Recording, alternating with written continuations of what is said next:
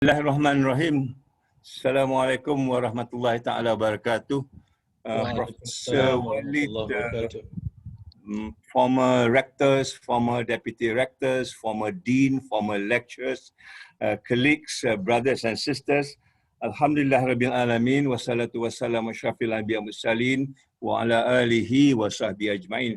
I hope you can hear me well and clear without any echoes. Yeah?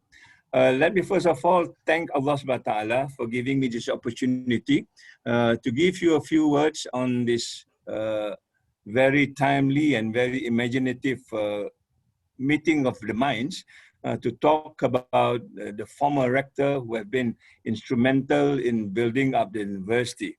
I would like to state at the offset that I'm here actually to learn about the university, to learn about what has been done by the former rectors, and every morning as I walk into my office, I'm greeted by all the former rectors. There are pictures on the wall that I am reminded that I'm the 6th rector, and I have to carry on the difficult legacy of moving the university forward, given the many things that have been done making the university what it is.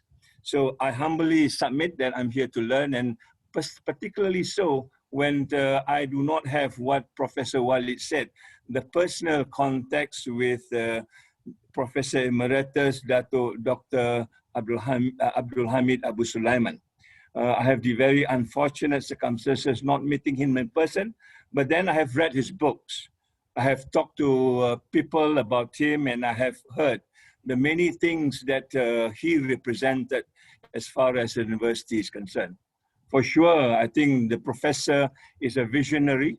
He has instructed many things to make what the university as it is, and I'm told he's a very hands-on person who also work not only from his office, but also walk about the university to make sure that the university is what it is intended for. Yeah, he's a great scholar. He has also ideas of what the university ought to be moving forward. And these are the things that we are guided and inspired by. And I do hope the discussion will enlighten me a little bit more so that we can follow his footsteps and moving forward, right? I have the honor of taking this rectorship from the former rector. At a junction, I thought it is kind of critical when we talk about the pandemic. If there's any rector would have anything that would differentiate me from the previous rector is the pandemic. I have this privilege of handling this pandemic. Even in my long career in the university, this is a great challenge for us. And yet, I think the inspiration of handling this case comes from many of the works that have been done before.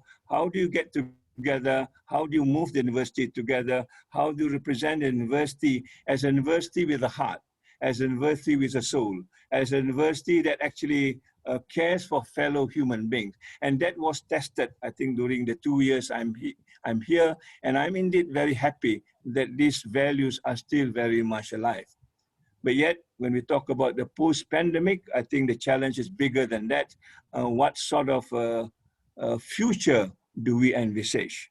And what sort of curriculum, what sort of pedagogy, what sort of structure, what sort of attitude do we need to put in place, not forgetting what has been built, but what are the new demands ahead? And this is where I think this discussion today, to me, is something which is very important. And I, once again, would say that I am here to learn. And I really want to listen very closely to what you've said, so that many of the things that we have gathered tonight will perhaps be instrumental also in harnessing the plans that we have created for ourselves to move the university forward. Just to briefly mention, I think the university has decided on the future to move forward, given some of the imperatives that we've got. And I think this is not the end of the story. The university will be discussing about this until the end of January.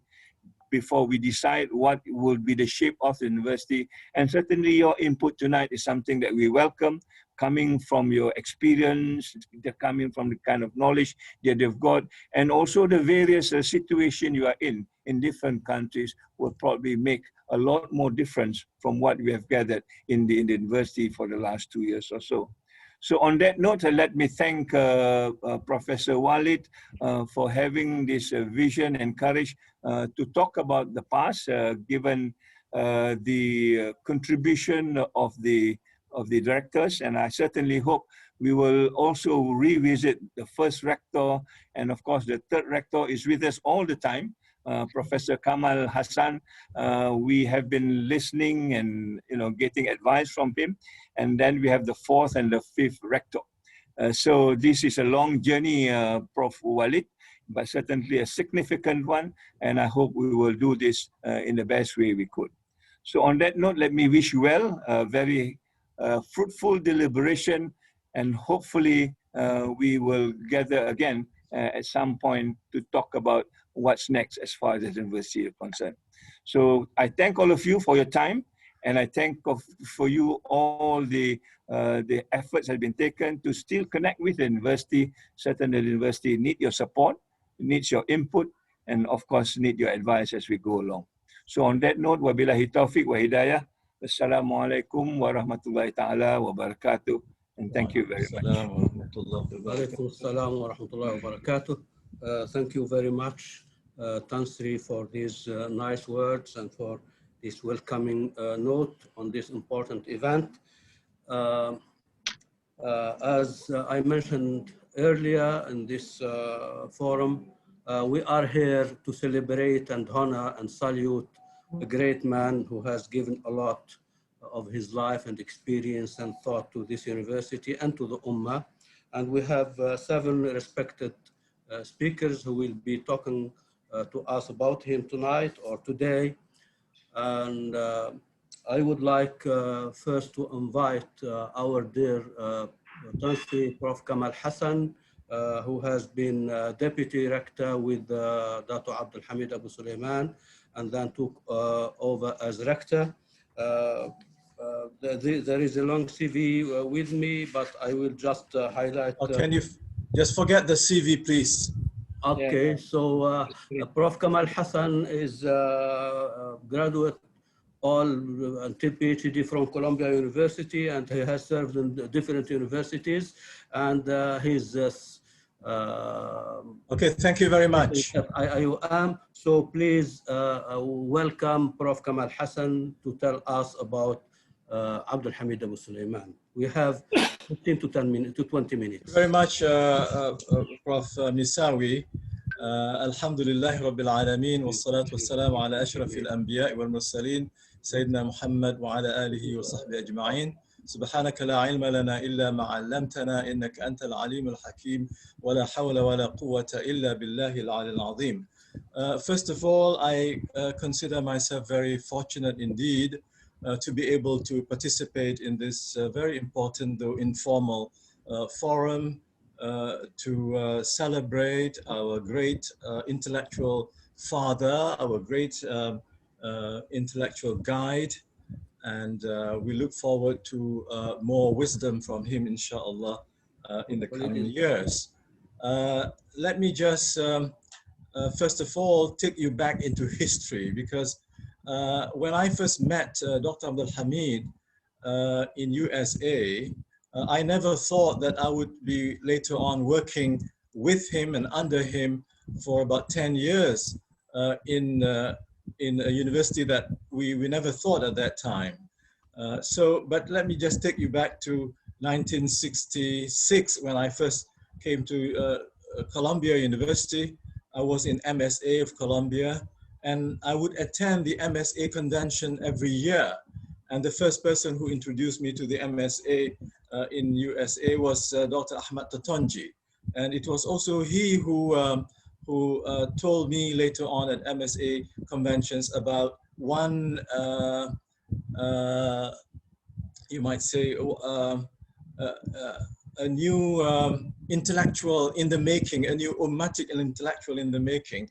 The young Dr. Abdul Hamid Abu Sulaiman, who had just finished his PhD at Pennsylvania with his thesis on the new theory of international relations in Islam. So it was in 1970, and I attended the annual convention of MSA on the East Coast.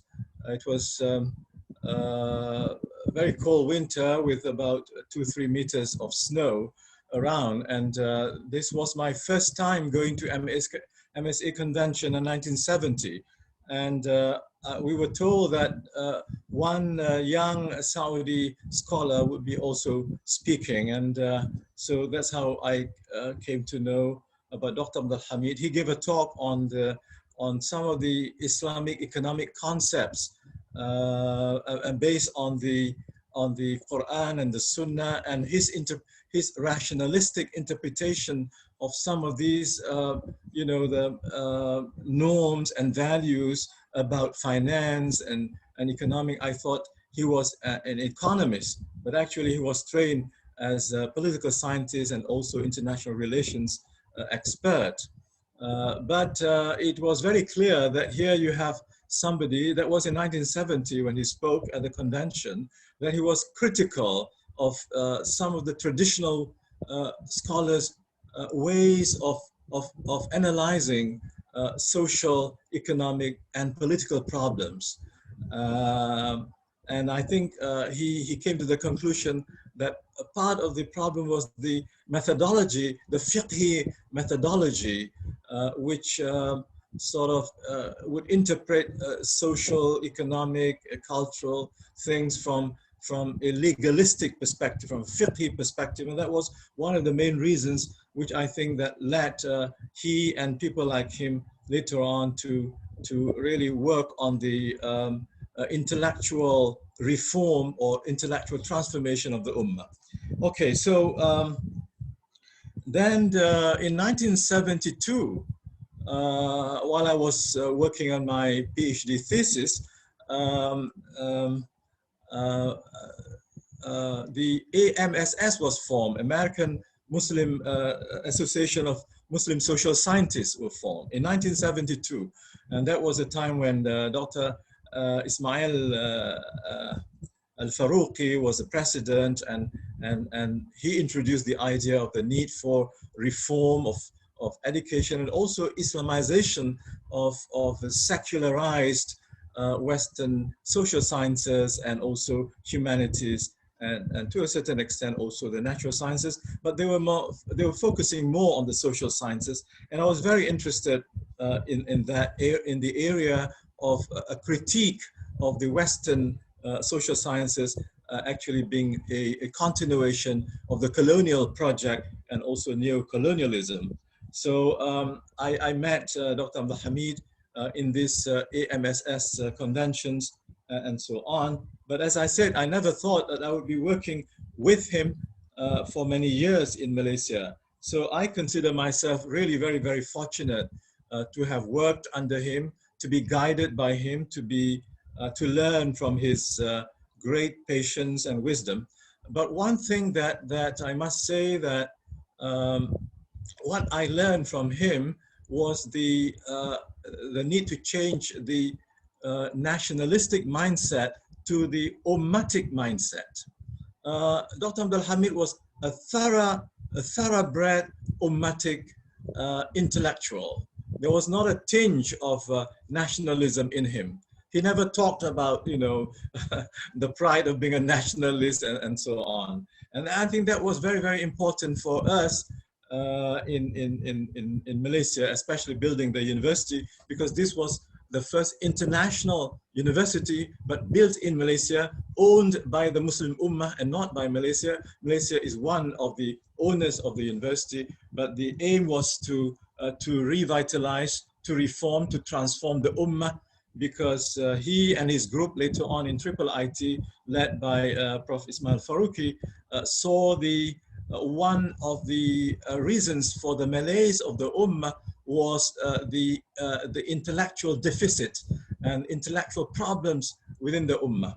and IIUM became one of the instruments to solve this intellectual deficit of the Muslim Ummah. The dichotomy between the secular and the religious had to be eliminated, and IIUM was meant to do that, to remove this dichotomy and to also desecularize higher education, which was still very much a part of the culture of higher education in Malaysia, as we inherited the British system and then later on adopted the American system. So we are not out of the woods yet. But IIUM was out of the woods since Dr. Abdul Hamid came, because first he changed the system from the English-oriented system to the, you might say American in a way, but it's not Americanization of IIUM, but actually he changed the British term system into the American semester system with the full credit hour system, double major, major minor, and all that, which I thought was really transformative, and it has produced very good results in IIUM, and our alumni all over the world benefited from the educational transformations that Dr. Abdul Hamid brought. So Dr. Abdul Hamid, to my mind, was and is the real builder of the university. He was also the architect of the university. And here I'm using the word architect literally and also metaphorically. Literally because when the government decided to start planning on the Gombak campus as a permanent campus, he spent most of his time on the planning for this campus for about 2-3 years, working day and night with two prominent Arab architects. One was called Rasim Badran, and the other one, Dr. Abdul Halim from Egypt, Rasim Badran from Jordan, with Haji Hamza, who is still alive. He's about 89 now, and Prof. Ismawi Zain, as you know, they were teamed together, but it was Dr. Abdul Hamid, who was not an architect professionally, but he was the one giving the vision. He wanted it this way, making the design of the campus with the mosque in the center, which represented the core value of religion being at the center of an educational institution, with the spiritual center and then surrounded by the intellectual, the physical, the aesthetic, the academic, and so on. So that was his major contribution. What many people did not know was that he also designed the room for the students' hostel or the mahallats. The 4 in a room was Dr. Abdul Hamid's design, and I think he should have taken, you know, what do you call it, special intellectual property right for that, because he arrived at this 4 in a room after a long analysis of what would happen with 1, 2, 3. Okay, but that is as far as the physical planning was concerned. But his greatest, to my mind, his greatest contribution was not just the physical design, but the intellectual reconstruction of the students and the staff in IIUM. Now he was able to bring this about because of his innovation, because of his courage, because of his creativity, and of course he was also fortunate because the Prime Minister at that time, Dr. Mahathir, was supportive, and the Deputy Prime Minister was also very, very, very helpful, and the Finance Minister was also supportive. So he had the political and financial support for a long time until the crisis came, and that led to force him to leave his beloved university. And he told me the work is not finished, but he had to leave because of unfavorable political circumstances. I consider Dr. Abdul Hamid as the real builder because of this special system that he brought in, and we benefited from it. And later on, other public universities followed the semester system.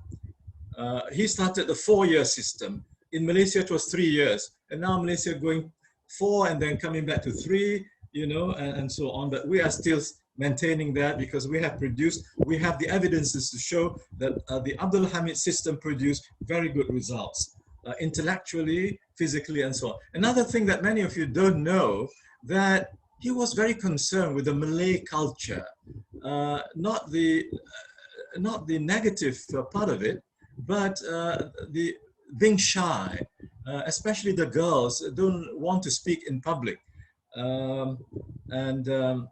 And so he was very concerned about, he knew about this because he used to come to Malaysia after 75. He used to come to be a speaker at IIMU, Mu'tamar, IIMU, and so on. And he would see the girls would be at the back and they don't speak. Although they knew English, they wouldn't speak. They would just send love letters. You know, they would write the questions and then they would pass it on. And so Dr. Abdul Hamid wanted to put an end to this, this misplaced modesty of the Malays, or of the Malay girls in particular. And I think that was one of the reasons why he managed to also bring Amina Wadud to the university, because he thought that Amina, with her openness, frankness, willingness to speak, and so on, would help to ignite the latent,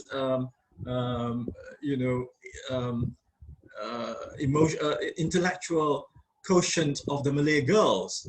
And so what he did was he started the debating institution in IIUM. And true enough, that changed many of the girls and Malays who became members of the debating team. And for those of you who may not know, and I'm seeing Dr. Louis Safi now, our debating team in English and later on in Arabic became the best, among the best in the world, the top 10 debating teams in the world. And we used to beat Harvard and Yale and so on. And some people didn't believe it. And we have evidences to show that. And also in our moot court, which has been held every year in Washington, one of our girls came out as the best speaker. And we were number 5 in the ranking. So the debating institution changed the shyness, the reservedness of Malay girls not to speak in public. And now our girls are among the most outspoken, and they're doing very well in the professions. And we had also a woman rector for the first time in the Muslim history, I guess, a woman rector, and she was, again, also sent by Dr. Abdul Hamid to go to England. He told Prof. Zaliha, you have to go to England to do your PhD. And she came back and later on became the rector, alhamdulillah.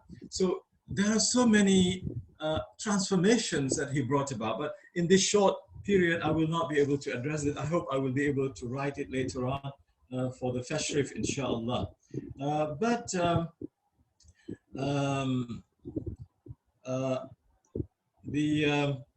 Another contribution of his was the Islamization of knowledge. Of course, Dr.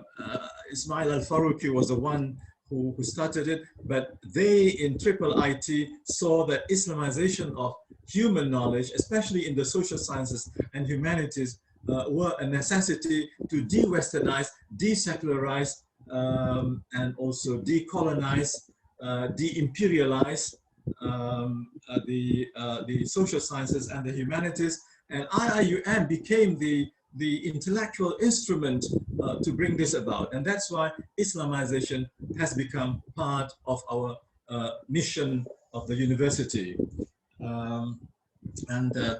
Tansuri Zul has been going back to this 7 missions of the university, which include Islamization and so on.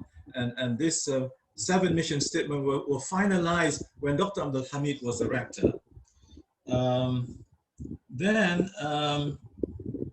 Another thing that I must mention is the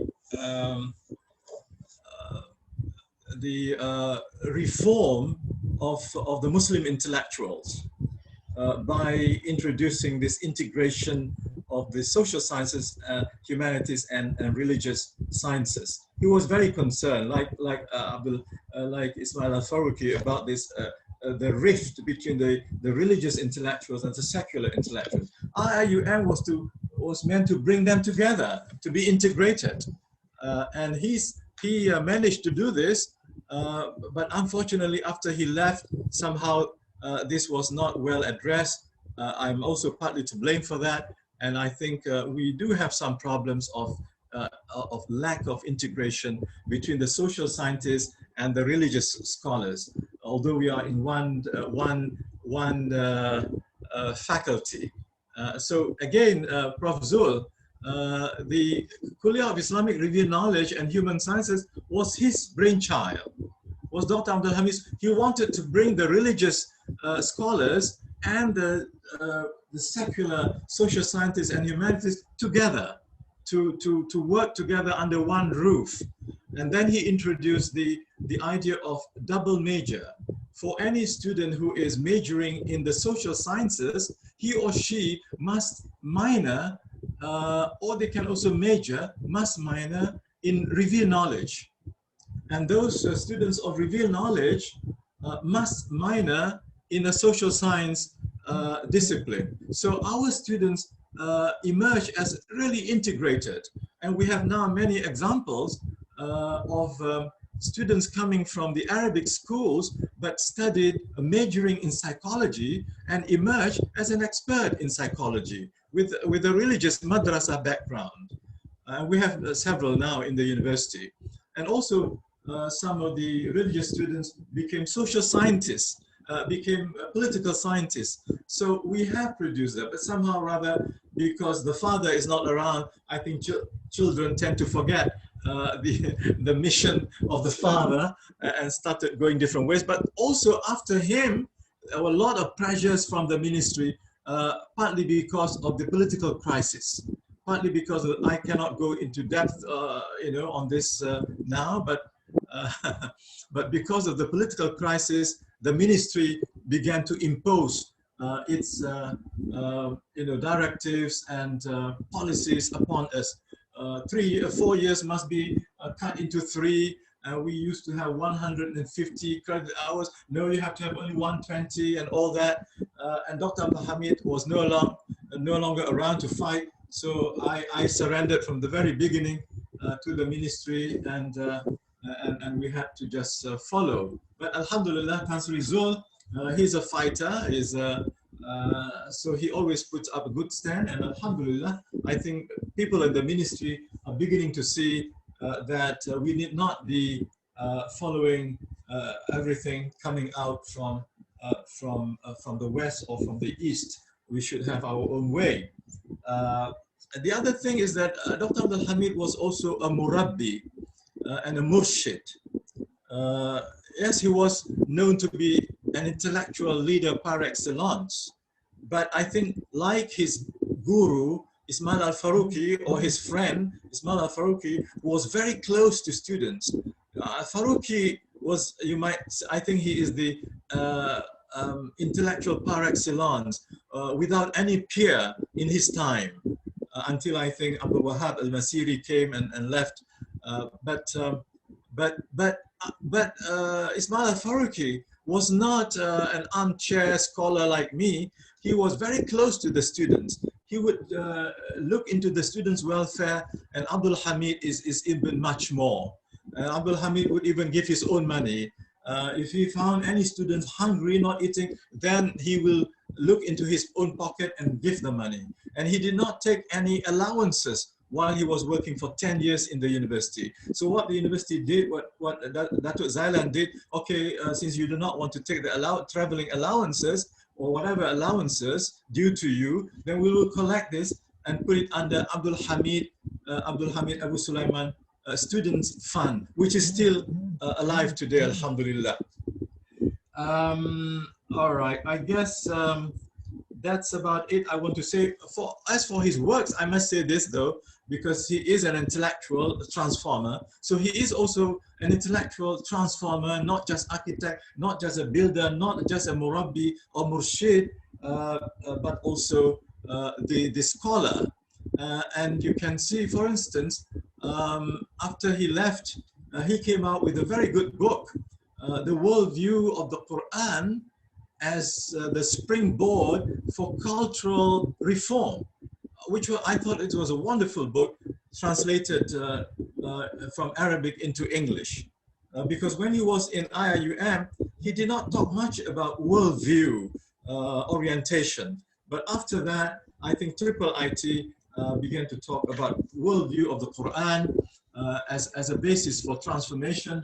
Of course, his, you might say his, in a way, his magnum opus was the crisis in the Muslim mind.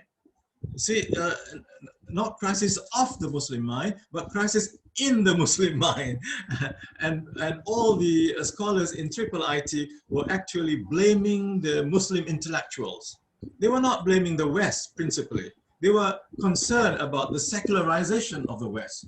But there are many things that we could learn from the West. But they were mainly blaming the Muslim scholarship and Muslim scholars with their faulty or methodologies. 1 minute left, please. Okay, thank you. Thank you. I'm coming to the end now. So I just want to mention that we need to examine his scholarly thoughts in his books and writings, which I'm not addressing now.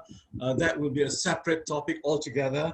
That will take me away from this, because I just want to show how much I benefited from working under him and how much the university benefited, how much the Malaysia owed to the transformation ideas of Dr. Abdul Hamid Abu Sulaiman and also IIUM.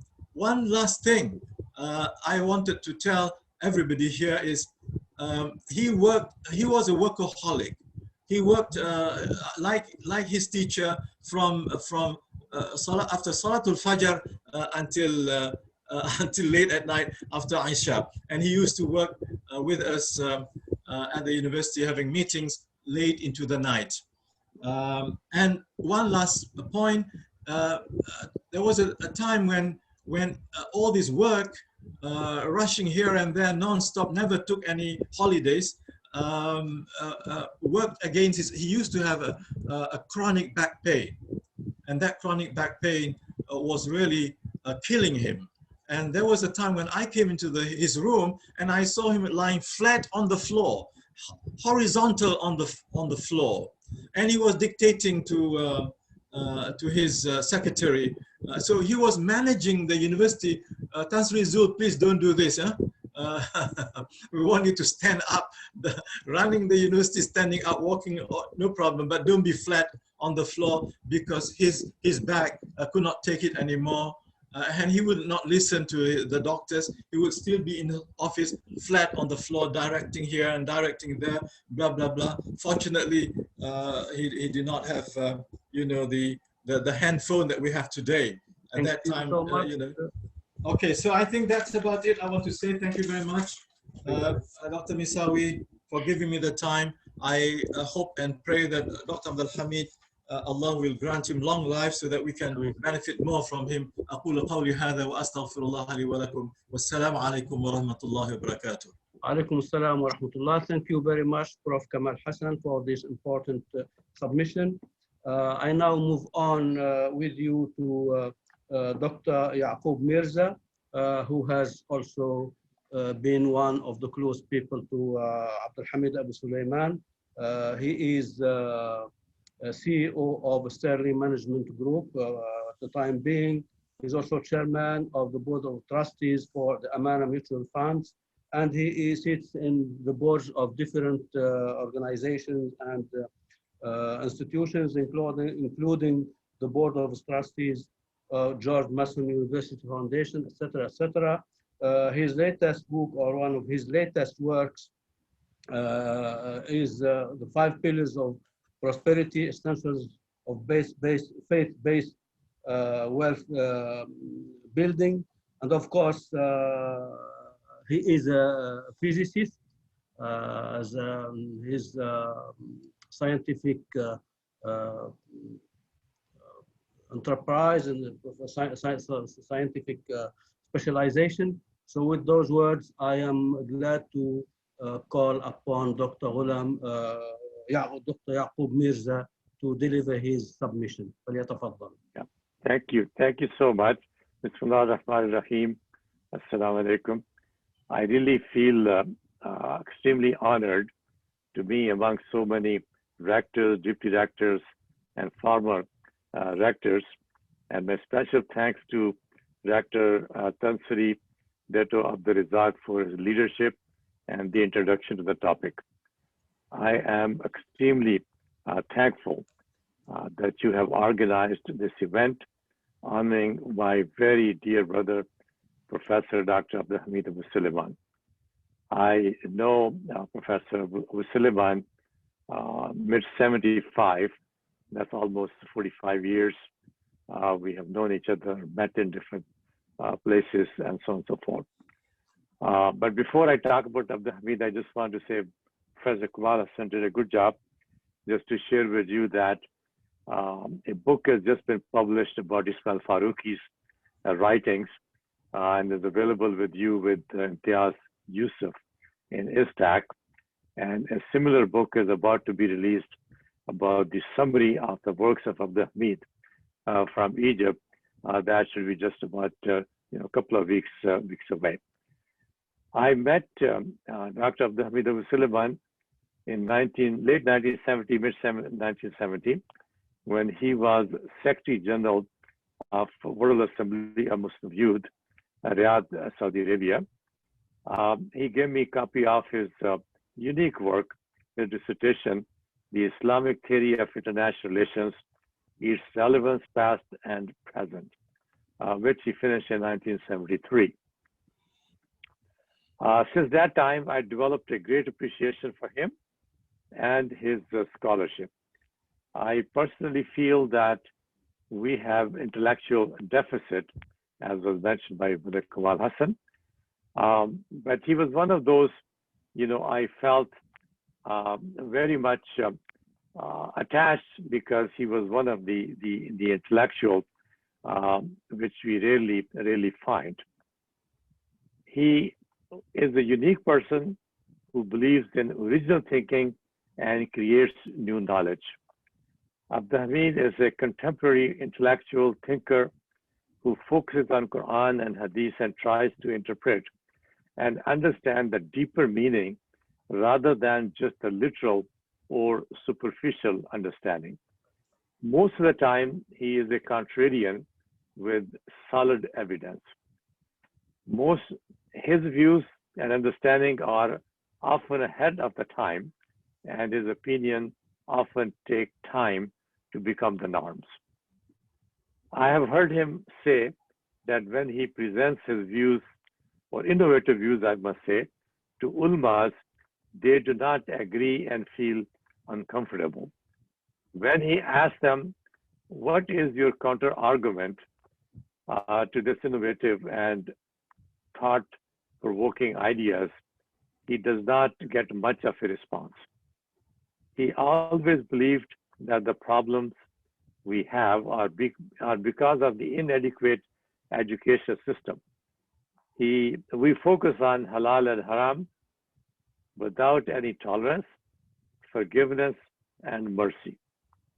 He told me, for example, when we started teaching Quran to our children, we start with Juz 30, which talks about punishments, heaven and hell, instead of focusing on forgiveness, kindness, and mercy. This is a scary way to introduce Quran to the children. Dr. Abdul Hamid is quoted to be known as an internationally renowned Islamic scholar, thinker, educationist, and author of many, many books and articles on the subject of Islam and Islamic reform, especially in the fields of thought and education. Dato Sri Anwar Ibrahim, then Minister of Education, Malaysia, asked him to join the International Islamic University, IIUM, and to be its rector, which he accepted. I remember the discussion we had whether he should move to Malaysia or not, but he was very keen to contribute to IIUM. During his tenure as rector of IIUM, he worked to convince the traditionalists that the Islamic University does not have to use Arabic as a medium of instruction, and also do not have to have a complete separation between males and females. While he focused on building the program, he and faculties of the university, he also spent time in designing the new Gumba campus of IIUM. He was very proud of the architectural achievement of Gumba, and he went to some details in talking about the unique aspects of the architectural structure. One of the things which he mentioned, which is notably the mosque being in the center of the campus with all other buildings around it. And his view was that you make it easy for people to pray rather than they have to go and find a mosque where it is. Here, when they go from one faculty to another, they have to pass through or around the mosque. They can stop and pray, and that was his view. Dato Sri Anwar Ibrahim remarked at the establishment of Abd Hamid Abu Sulaiman Scholarship at IIUM, "I have never seen a remarkable and impeccable person like him who is so passionate and dedicated to IIUM." This was just about 2 years ago. He believed in good governance, strong institutions, which are the foundation of free speech and creativity, leading to building a strong civilization. On a personal level, I am so grateful and thankful to God for his love, affection, and more importantly, the unconditional trust he has placed in me. Often we were together in certain board meetings. He would say, which was very touching to me, that my vote is with Yaqub, or whatever he votes, I will vote. His children tell me that whenever he talks to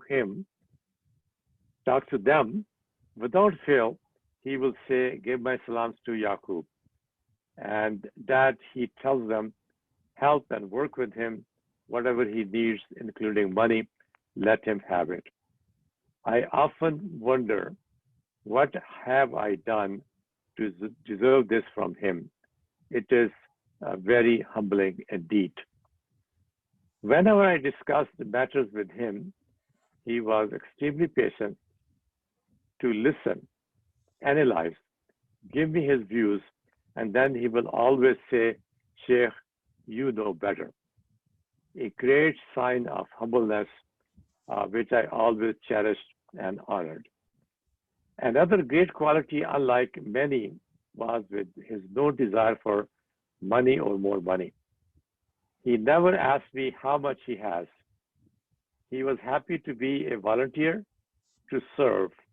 As Professor Kamal Hassan mentioned, that the salary he received as director of IIUM, he donated to the university to offer scholarship to foreign students. And he and his family is continuing to add on to this scholarship. And 2 years ago, Dato Sri Anwar Ibrahim presented a check for $250,000 from their personal money to endow a fund for this purpose. And following his instructions, he has asked us to contribute another $150,000 each year, which we did last year, and we hope to do that this year as well.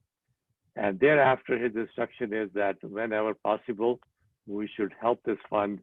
And he really loves the foreign students to be able to get education and have the means to be able to attend a university and get quality education. He is one of the rare persons I know who devoted his life for the Ummah selflessly, and he did not aspire for position or monetary gain. I remain committed to his ideals and the lessons I learned through my association with him. And I pray that he is in good health, and may Allah subhanahu wa ta'ala give him long life. Thank you so very much. I mean,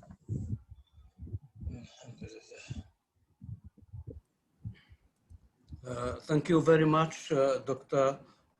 Yaqub, for this important notes and information coming from the bottom of your heart, from personal experience and touch with such a great man, Dr. Abdul Hamid Abu Sulaiman.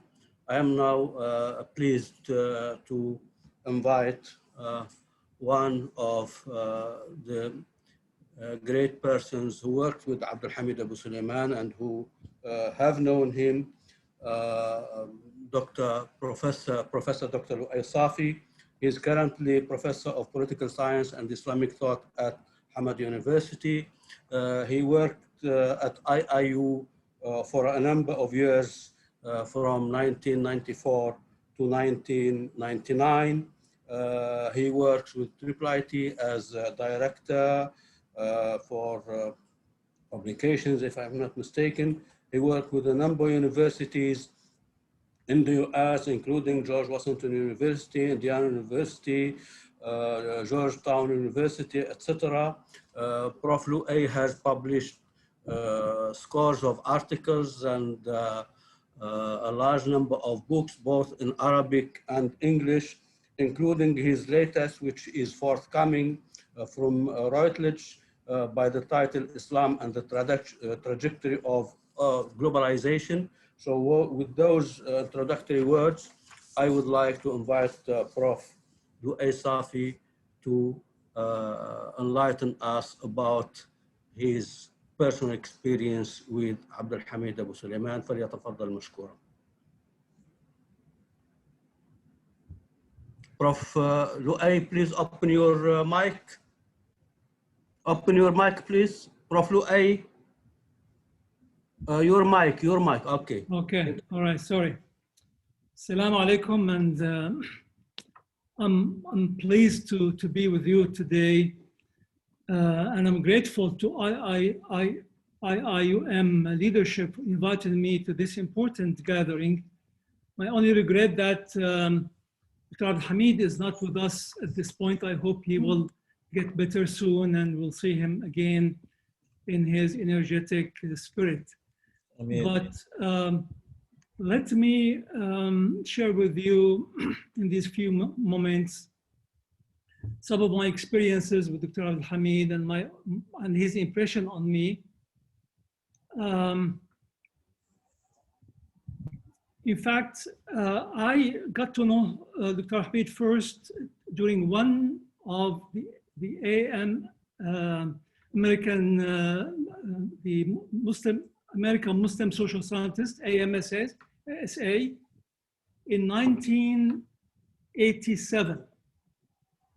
That conference was held in ISNA headquarters, and Dr. Abdul Hamid was then the president of the association, and I was a master's student. And that event was, in fact, my first academic participation in any academic conference. Of course, I knew Allah yarhamu Dr. Jamal and Dr. Hisham before from Islam activities, but I had no previous encounter with Dr. Abdul Hamid. In fact, during that conference, Dr. Hisham took me aside with Dr. Jamal and said, well, we'd like you to be the discussant of a paper he presented, and you should be critical. And this really says a lot about the commanding presence of Dr. Abdul Hamid. The first thing when you meet with him, he has a commanding presence. You feel that his assertiveness, his confidence, and his clarity of views and visions immediately jump out to anyone who meets with him, particularly the first time, but I think that continues with many people around him. So that was our first encounter. And then we met sporadically. I mean, we didn't meet a lot during those years between 87 or 87 till 92, when I was invited to come to IIUM. I was given a position as assistant professor. I was newly graduate. And when I looked at the salary, I said, well, probably I sent a letter to Dr. Abdul Hamid saying, well, I think probably I will find it challenging to be there, given the amount given to assistant professors. Maybe I'll join later, but he insisted. He said, no, everything here is affordable and come. And indeed, I came. I never regretted it. It was, you know, one of the formative times of my life where I learned a lot, being with a number of many, in fact, many faculties who were committed to making something about enhancing the ability of Muslims to produce their own knowledge and not be dependent on imported knowledge from the West. I spent, of course, during that time, since between 1992 and 1999, I had many occasions to interact with him in different contexts, including personal as well as professional. And I learned a lot about Dr. Abdul Hamid that I never knew before. Now, if you ask me to describe Dr. Hamid in one sentence, I would say he is a man who fell in love with the Ummah early in his life, and he never repented. I mean, his life was around the notion of the Ummah, and particularly about the mission of reforming Muslim education. This was his passion. And he is a man of passion. For people who don't know him very well, he might seem a bit dispassionate. He speaks with a lot of calm. But really, he has a deep passion for what he does. And I guess that's what Dr. Kamal referred to. I mean, he would wake up early in the morning, think about how to advance this cause, reforming Muslim education, and he will spend the whole day up until he goes to bed. In fact, maybe many people don't know, when he go back, you know, to home, this is not the end of his work. You know, many meetings will take place at his residence, and any guest of the university he would invite will be at his dinner in the evening at his home. So all his life really evolved around that passion. Now, how that passion emerged, probably it's difficult for me to tell. But what I can tell you is that Dr. Abdul Hamid graduated from the University of Pennsylvania in 1973. And in Pennsylvania, where he got to know Dr. Ismail Farouqi, and then got to know also many members of the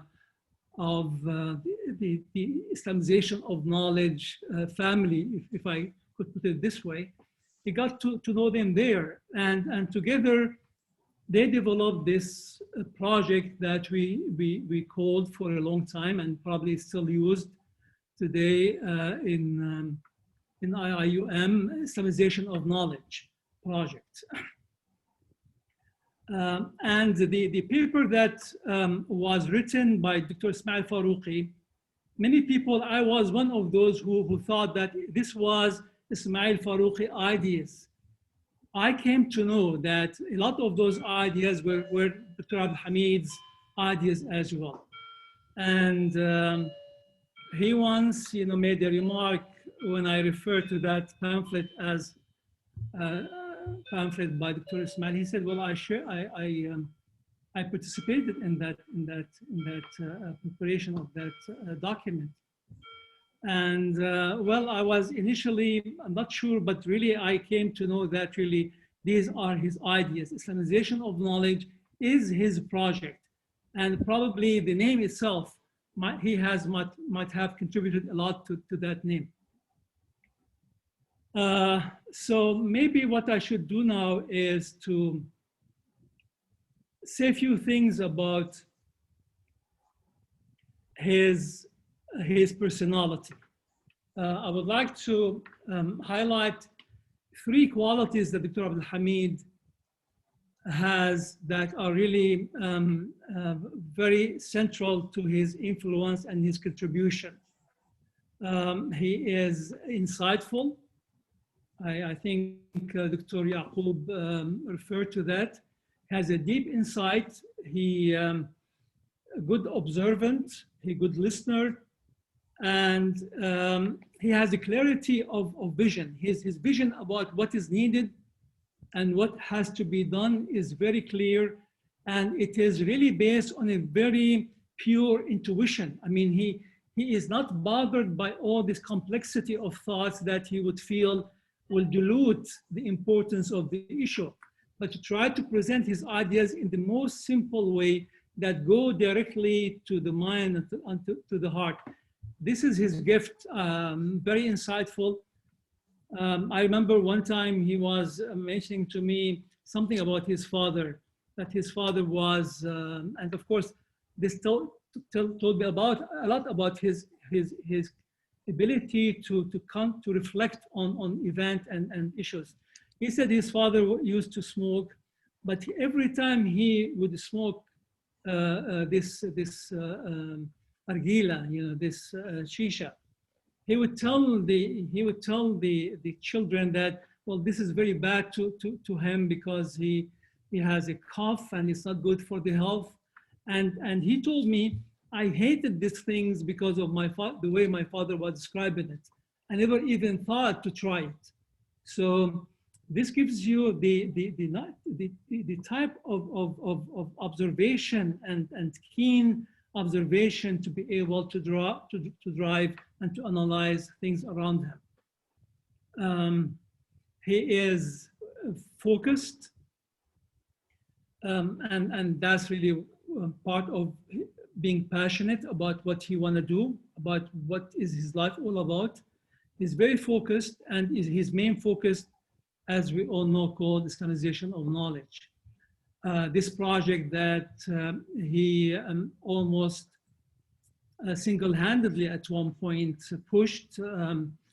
I tried to push back against this idea to say, well, let us change that title. It's confusing people, but he would not take those suggestions. He was very sure that this has to be named this way. So he's focused. He focused all his energy on the task at hand. And unlike many intellectuals and professors, he is very attentive to details.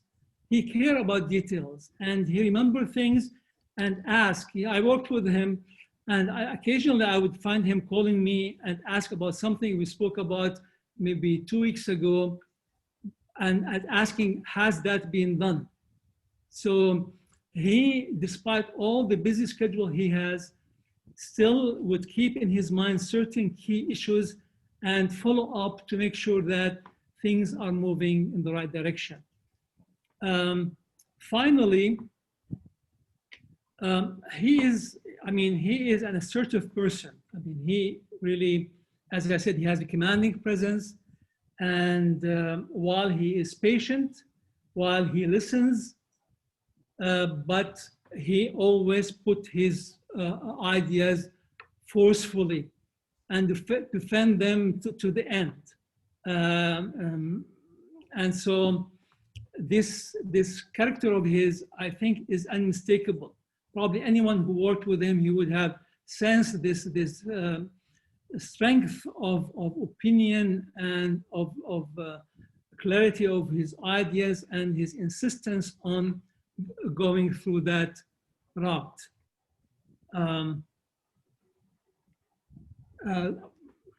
of course, I mean, in terms of his attentiveness, I think Dr. Kamal mentioned his focus on the campus.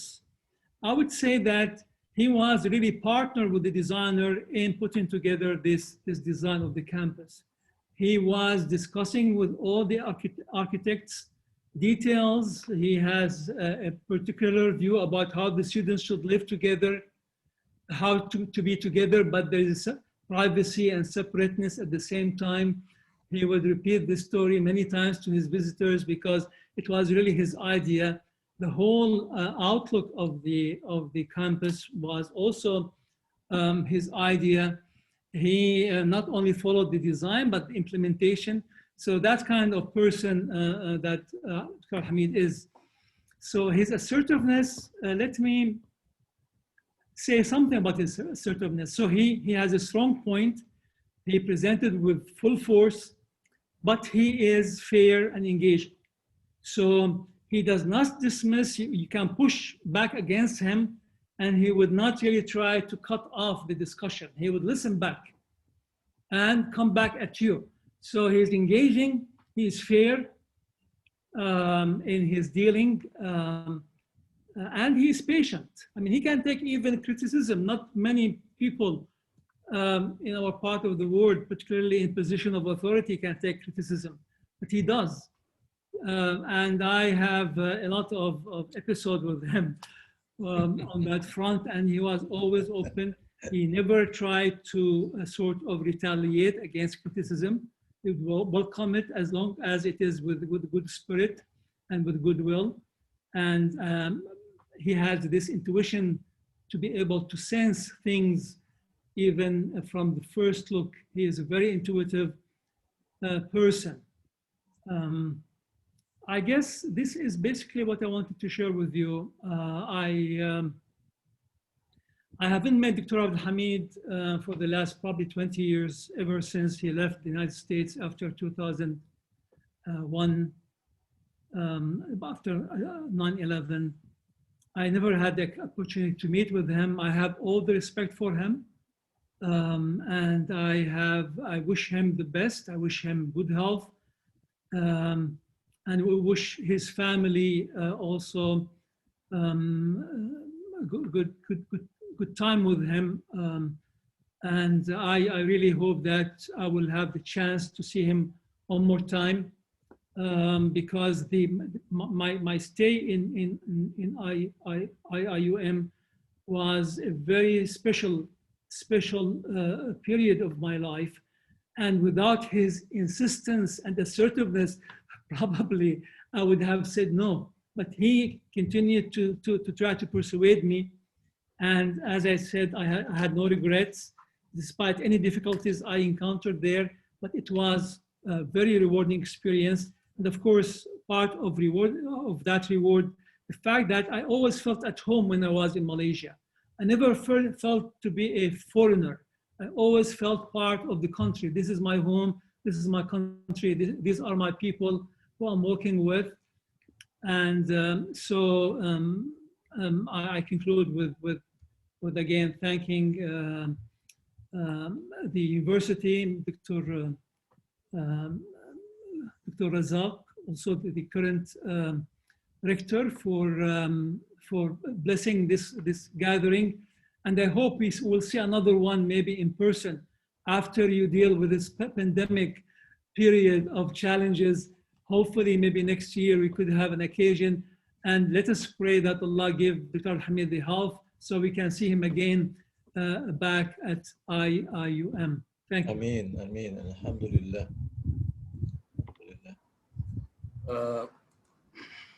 Thank you so much, Prof. Lu'ay Safi, for these insightful remarks from your personal experience and engagement with Prof. Abdul Hamid Abu Sulaiman. May Allah give him health and blessing. I am now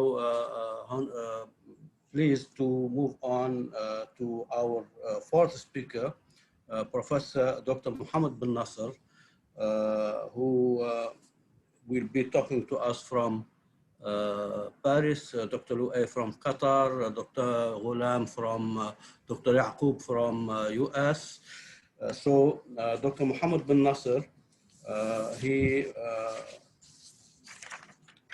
is a graduate of French universities, the Sorbonne and Nanterre, in philosophy, political philosophy, as well as social anthropology. He worked with IIUM from 1996 to 2004, and he was the first editor, managing editor of the first academic journal in Southeast Asia and Malaysia, At-Tajdid, which is surviving until now, alhamdulillah, continuing. Prof. bin Nasser is from Tunisia, and he is currently Director of Postgraduate Studies at the European Institute for Human Sciences. He will be talking to us in Arabic, and if need be, I will give a brief summary of what he will be telling us. فليتفضل مشكورا. So please, Prof. bin Nasser, show up. We need to see. بسم الله والحمد لله والصلاة والسلام على رسول الله.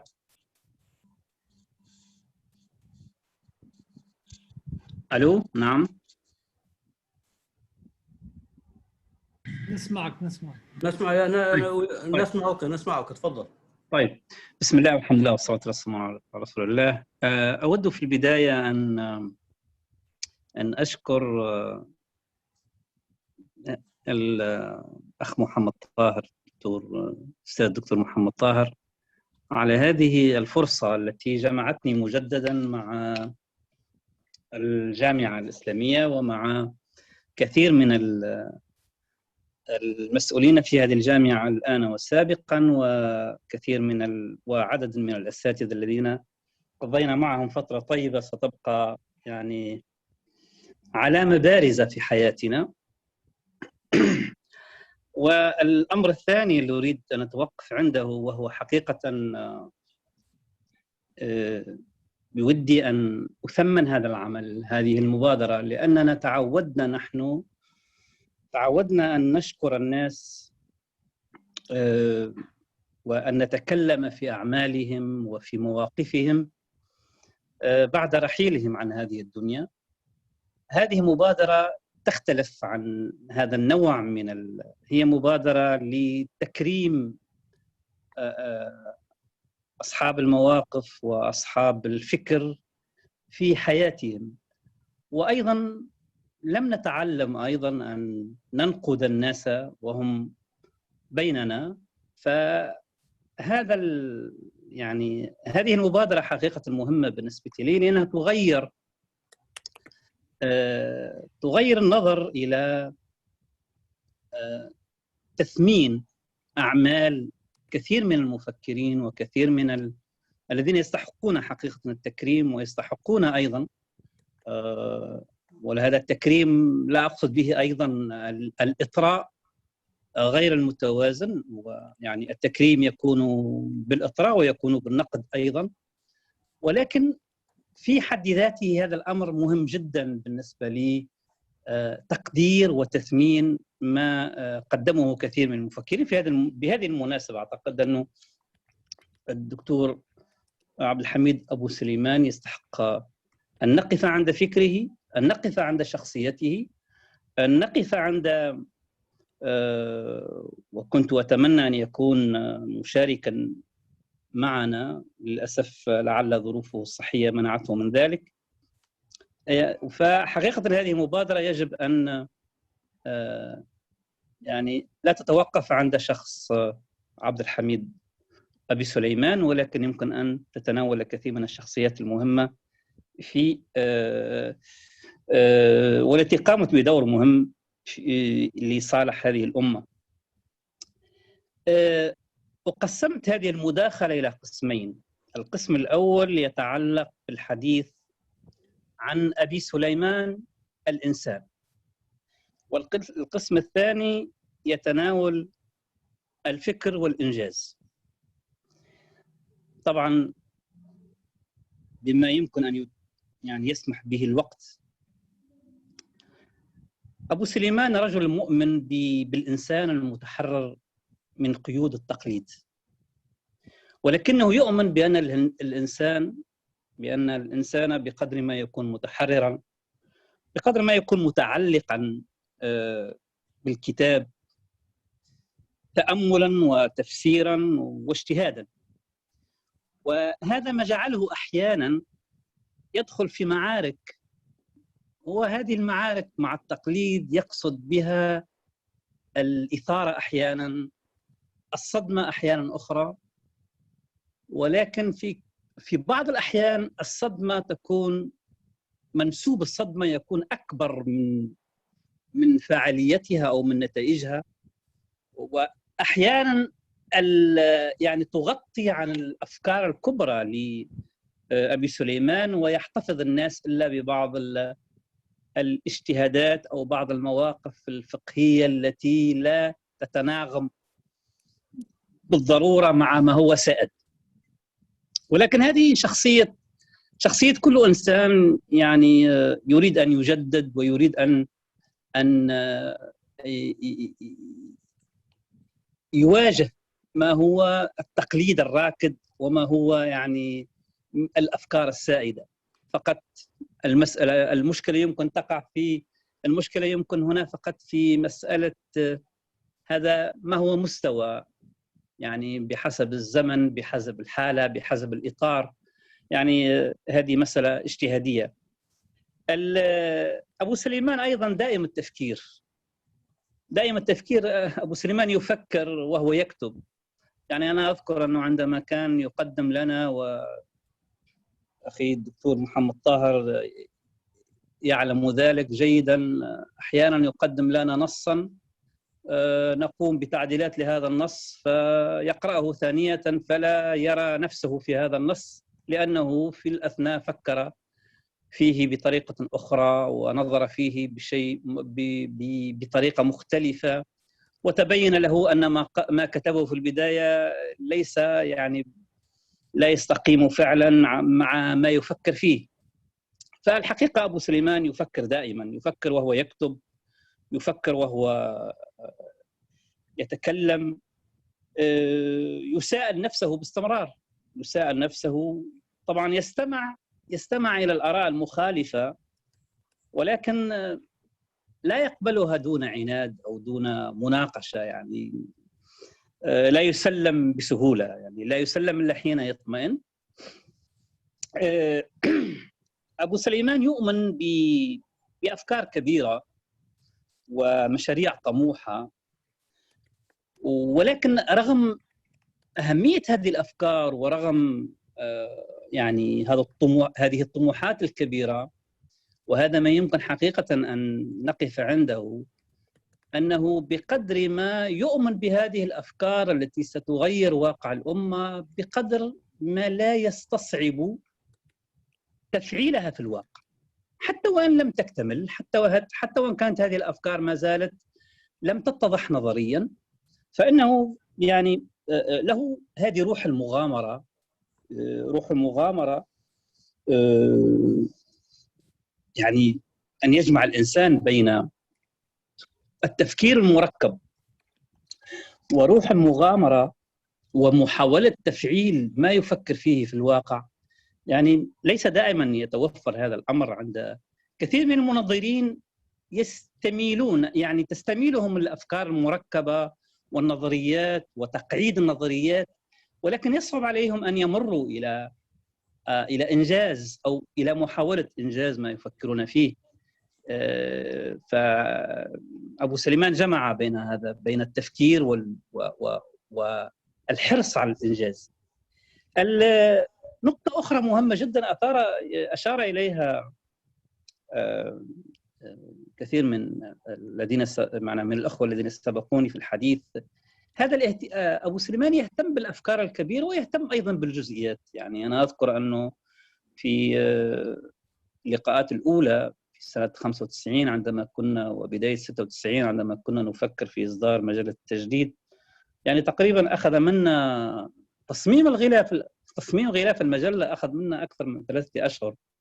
أولا كان يحرص على يحرص بشكل كبير على أن، طبعا ليس حرص بمعنى أن يكون له بصمة، بقدر ما كان حريصا على أن يكون الغلاف يحمل فكرة.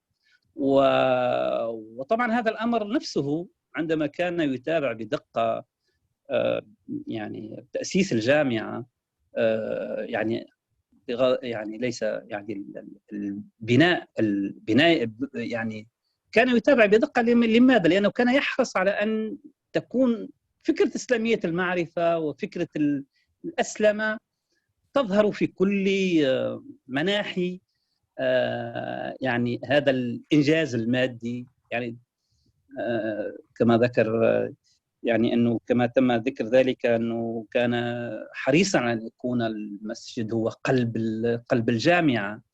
فيعني هذه شخصية، يعني هذه مميزات شخصية أبي سليمان، مميزات يعني تحتاج أنه نعود إليها، لأن حقيقة نحن مشكلتنا الآن أنه كثير من الناس ينظرون ولا يعملون، وكثير الناس يعملون بدون تنظير وبدون فكر. فهذا الجمع بين التنظير والفكر قد يعني والعمل والإنجاز يعني ليس دائما، لا نجده يعني ولا نجد كثير من الشخصيات في هذا المستوى. قد يقول البعض أنه حتى في مستوى التنظير، في مستوى أن يعني لم يكن عبد الحميد لم يكن دقيقا في مصطلحاته. في الحقيقة هو لم يكن دقيقا ولا يدعي ذلك، لأنه يؤمن بأن النظرية عنده هي فكرة فعالة تتطور بالتجربة وتسقل بالممارسة. وبالتالي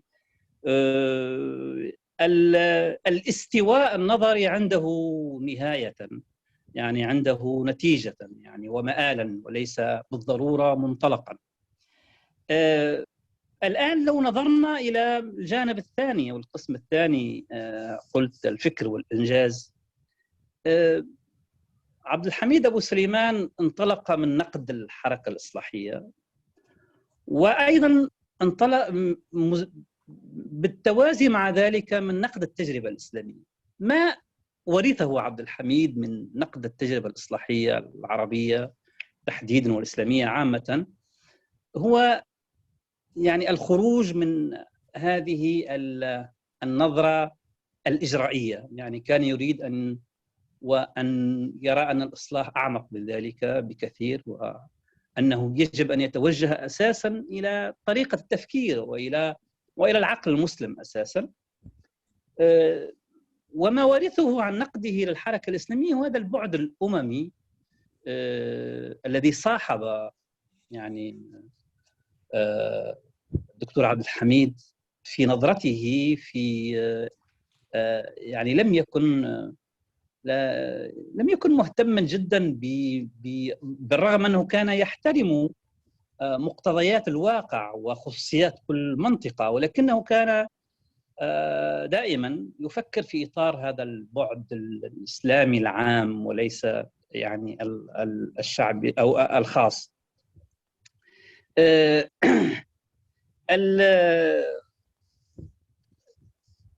يمكن أن نعتبر أزمة العقل المسلم الذي كتبه في 84 ولكن لم يظهر، يعني حقيقة لم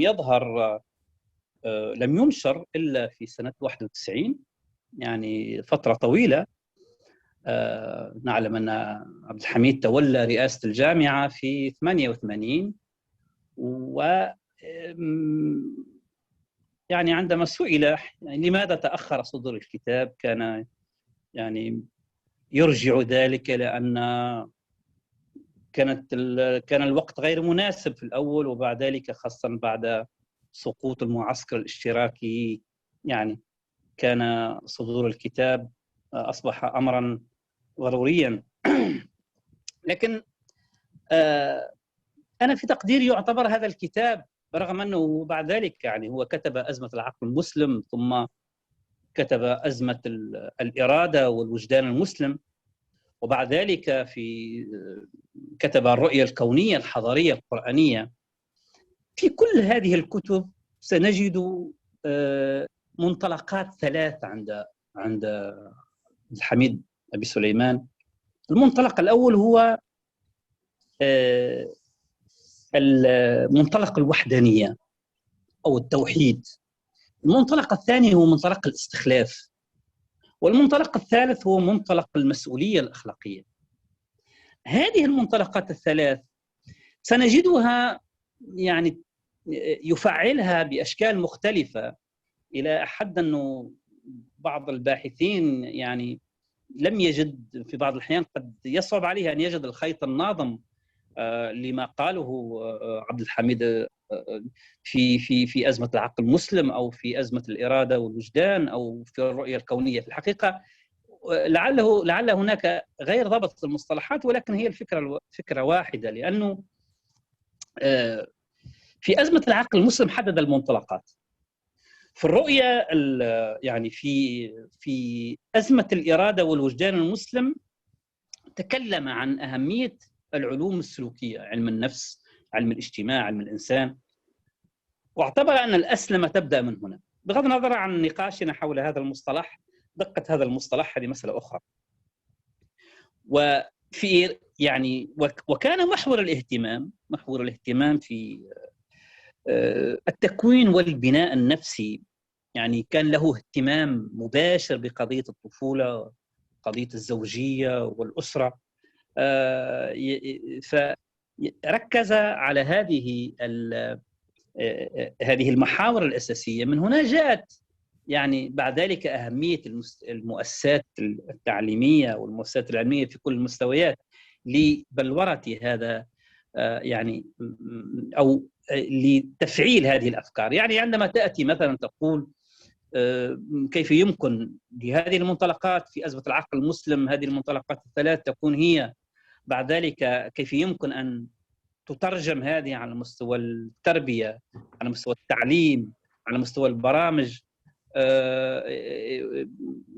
ولذلك كان في البداية يرى في أنه هذه القاعدة الأساسية التي يجب أن تكون لكل حتى على مستوى يعني البرامج في الجامعة. كان يرى أن هذا المنطلق،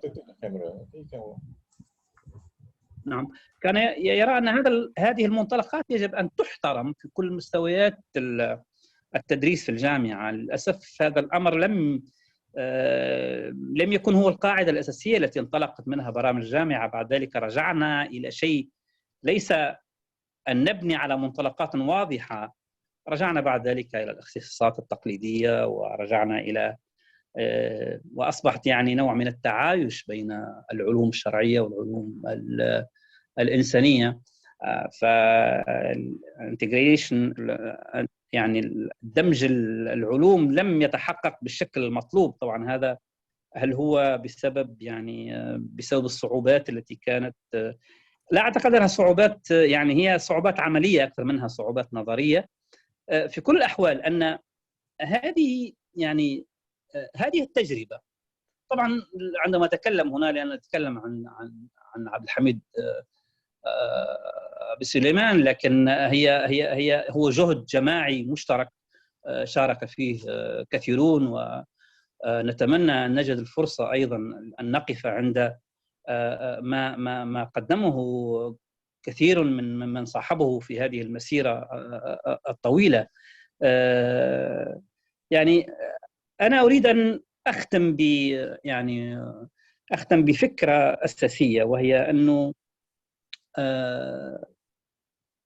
في النهاية يعني فاعلية الفكرة ليس في فاعلية الفكرة، يعني قوة الفكرة ليس في صحتها النظرية بالضرورة لكل الأفكار، يعني هي في قدرتها على أن تكون فعالة، وأن تكون وأن تسهم بشكل ما في تغيير الواقع. لعل هذا يجعلنا أن يعني عندما قلت أنه عند عبد الحميد أبي سليمان كانت يتوفر هذا العقل الذي يركب والإنجاز الذي قد يكون بأدوات بسيطة. يعني وهذه روح يعني المفكر. طبعا عندما يقف فقط في الجانب التنظيري طبعا هذا أمر مريح إلى حد ما، لكن عندما يغامر ويحاول أن ينجز ما يراه صالحا أو ما يراه مفيدا، فهنا تبرز إشكاليات النظر وأيضا صعوبات الواقع، وهذا الأمر الذي يطور وهذا الذي يخلق التحدي في الحقيقة. لأنه نحن إلى حد الآن ننظر أو على الأقل أغلبنا تستميله النظريات، تستميله العمل الفكري، ولكن ويخشى من المغامرة بمحاولة تطبيق.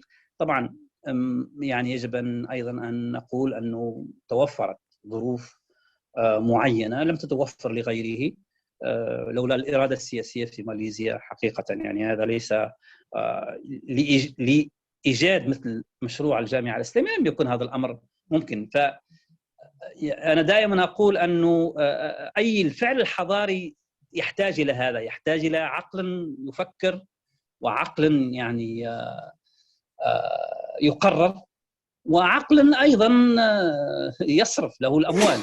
فهذا الجمع بين النظري يعني بين الفكري والمالي والسياسي هو الذي يجعل المشاريع ممكنة، ممكن أن تتحقق في الواقع. وأعتقد هذه من هذه الزاوية تجربة عبد الحميد أبو سليمان تجربة ثرية جدا، ونحتاج إلى أن نعود إليها مرة أخرى. أعتقد أني تجاوزت الوقت. شكرا، بارك الله فيكم، والشكر موصول لكل المساهمين في هذه الفعالية، وأحيل الكلمة إلى الأخ محمد طاهر. شكرا جزيلا. Thank you so much, Prof. Ben Nasser. Of course, as I promised, I will have to just give a very brief summary of what he has been saying. And before that, a small note. Actually, Ben Nasser was hijacked by Prof.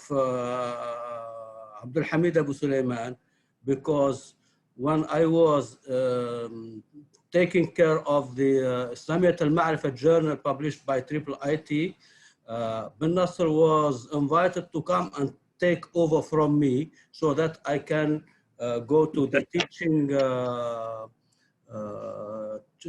chain and focus on my PhD. But when Abu Sulaiman interviewed Muhammad bin Nasser, he said, no, this man, I want him for me. I have a project. This is a tajdeed. And then I was stuck. This is something personal. Ben Nasser was talking about two aspects of Abdul Hamid Abu Sulaiman. Abdul Hamid as a person was humble, straightforward, and a thoughtful person. I was saying that whatever he is doing, he is thinking, and sometimes he gives you trouble by his ongoing process of thinking. And I personally, we both experienced this because we were hosted in the same building, under the same roof. He was in charge of a tajdeed, I was in charge of Islamiyat al-Ma'rifah. And sometimes Dr. Abdul Hamid will send us an article and he asks us to do the editing. So we do the editing, we return the piece to him back, and then we are surprised that actually he has rewritten it again. So it's something totally new. So is a process of reviewing himself and doing what he has been. So this is part of his character. So he's ongoing, never stopping thinking about things and matters. So this is part of what Ben Nasser experienced with Abu Sulaiman, I too also was part of that kind of experience. The other aspect dimension with Abu Sulaiman about that he is a person of achievement. Yes, he has big ideas, he thinks of big projects, but also he has the spirit and the courage to venture and to go on in experience, not just dreaming of those good ideas, not very much concerned about refining theories and making systematic constructs, but he was most importantly trying to be clear about what he wants to do, what the projects, the overall picture of the projects, and then he will go on with much courage and much zeal and resolution in order to translate into action. So he into reality, will not just satisfied with having very nice ideas, very good theories, but most importantly, how to turn those ideas and theories into practice. And this manifested well during his experience at the International Islamic University as a rector of the long period of time. Then another important thing about is that whatever ideas he had, he wanted them to have their efficacy, fa'aliyah. This is actually a very important notion with the late Malik bin Nabi. So he's not, because sometimes the importance, the worth of an idea is not only at its theoretical the truthfulness of the idea, but most importantly, how efficacious, how efficient the idea is in order to change reality and to bring transformation into that reality. So this is important aspect that bin Nasr sees in the experience and life career of Abdul Hamid Abu Sulaiman. Of course, there are other details which he mentioned, but of course, all the speakers will be writing their submissions, and those details, inshallah, will be available to each and everyone in a booklet that will come out later, inshallah. With one small thing, Dr. bin Nasr mentioned about the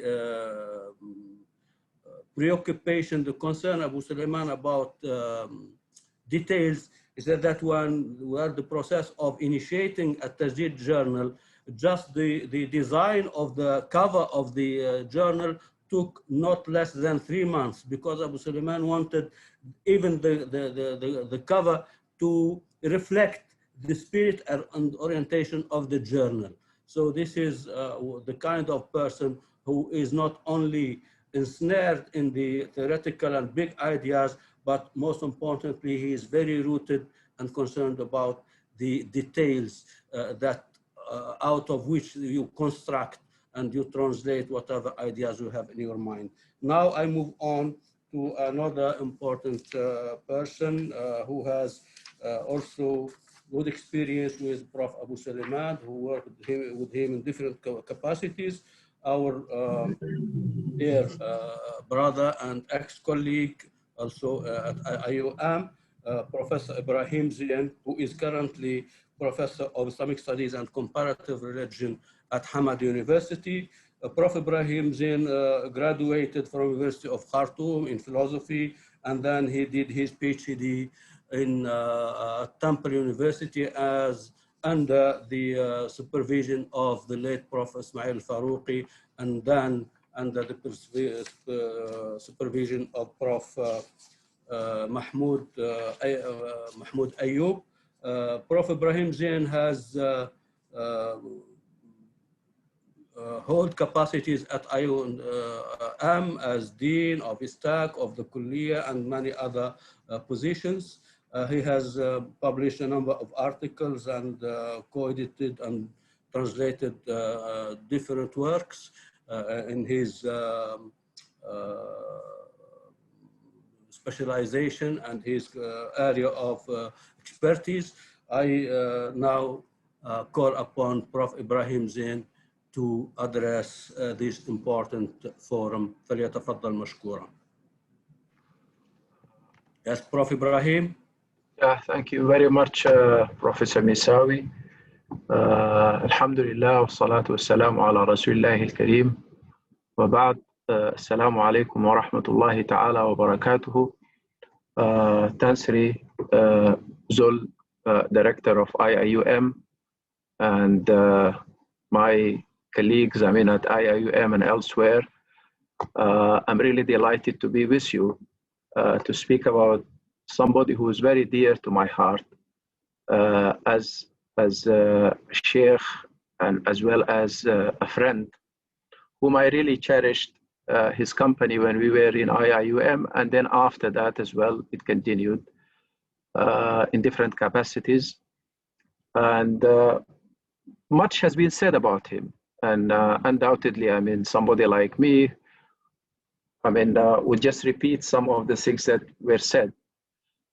Perhaps the difference is going to be, I have my own personal anecdotes, which might be slightly different from the anecdotes which were said by my colleagues. I mean, starting with Tansri Kamal Hassan, who was very close to Abu Sulaiman. And most of the things that he said about Abu Sulaiman, obviously we witnessed this in our interaction and encounter with Abu Sulaiman as well. Now, as it has been, I mean, the usual thing to say, I mean, when was the first time, I mean, I have seen Abu Sulaiman? Well, the first time was, there was a workshop in 1985 when I was doing my PhD. We were invited to go to Virginia to attend that workshop. And there, Farouki was there as well as Abu Sulaiman. And Abu Sulaiman was actually the shining star of that workshop. Everybody wanted actually to listen to him and have some conversation, private conversation with him. And I was lucky, I guess, to be given that kind of audience with him. I never thought that I would be meeting him again after that encounter in Virginia, but it was destiny, perhaps. After I finished my PhD and I went and worked in University of Khartoum, I was invited by the IIIT office in Khartoum actually to go and serve over there in IIUM. I was a little bit reluctant at the beginning, but I said to myself, well, I don't know where is Malaysia. I mean, that was the first time I guess I know it was somewhere in the map, but I had also the pleasure actually of meeting some Malaysians when I was doing my master's and PhD in US. But I took the airplane with my family and the flight landed in Singapore, and then after that to the old airport in Kuala Lumpur. And I stayed there for 23 years after that. After that, I didn't go anywhere else, but I stayed in Malaysia. And I, like the others, I mean, but Abdul Hamid Abu Sulaiman obviously made my stay a pleasant thing in Malaysia. But gradually I started to feel that why Abdul Hamid Abu Sulaiman was in love with that country. And I had the same, I guess, thing. And I stayed there, as I said to you, I mean, for 23 years, enjoyable 23 years, which were not interrupted by anything else. But that is life. I mean, I have to leave, and I left, but still, I mean, I have a house in Kuala Lumpur, and I consider Malaysia is my second home, or perhaps for my children, it is the first country that they know, because all of them were raised over there. Now, when I worked with Abdul Hamid Abu Sulaiman, I've got to say this, that he is somebody who is a good listener, as it has been said, and somebody who would criticize whatever you say in a good way, meaning would engage with you in such a way that will allow you actually to develop your ideas. perhaps for those who are aware of Socrates, he has this Socratic pedagogy. When you come up with an idea, he would be asking you questions, making criticisms, and allowing you not actually to feel that you have been cornered or something like that, but allowing you actually to develop the idea that you stated at the beginning. And much of the things that actually I developed in Malaysia, perhaps at the beginning, in administration, in academic administration, as well as in helping to build the Kuliya of Islamic Revealed Knowledge and Human Sciences, were in that kind of conversation with Abdul Hamid Abu Sulaiman. You come up with an idea, he's the one who's going to allow you to realize the meaning of the idea and the different aspects of what you have said. Now, one of the things also which were said by about Abdul Hamid Abu Sulaiman in this regard is that he is somebody who is not interested in advancing ideas or coming up with new ideas and full stop, but rather he was very much interested in the applicability of these ideas in a socio-historical context as well. And that makes him actually somebody who is throughout his life, and up until now, I guess, was thinking of building institutions that would turn an idea into an institute. And then the institute will have its own dynamics. And he would be following the dynamics of the institute as well, the institution as well, and trying to readjust, realign his thoughts and ideas within the development of the institution. Now, you can see this in let us say, the Federation of the Muslim Association, the Youth Association, which he started, and then so many other institutions as well. He started in the United States of America. IIIT, one of them, but there are other also he started. And then when he came to the IIUM, IIUM was a small college when he came to it. Professor Abdul Rauf was the first rector, and then Professor Abdul Hamid Abu Sulaiman was the second rector. Actually, he's the one who transformed the very idea of IIUM physically as well as intellectually and academically. From a small college in PJ into a full-fledged comprehensive university in Gombak and in Kuantan as well. One of the things that were said by Tansri Kamal Hassan is that the brainchild of his was, and the great contribution, I guess, of him to academia and to intellectual understanding and reforming Islamic thought is the Kuliya of Islamic Revealed Knowledge and Human Sciences. And that said, what I said to you, that he was in continuous, actually, renewal of the idea and in continuous engagement with those who were taking care of the Kuliya at that time. He would be talking to the dean, talking to the different head departments, talking to the students, and coming regularly, giving speeches to the postgraduate students and giving speeches also to the faculty members of that college. Now, on a personal note, I should say, he was somebody who was very generous, was very sincere, and very kind person. You can tell, from my experience with him working in IIUM, these are the qualities that actually touch me.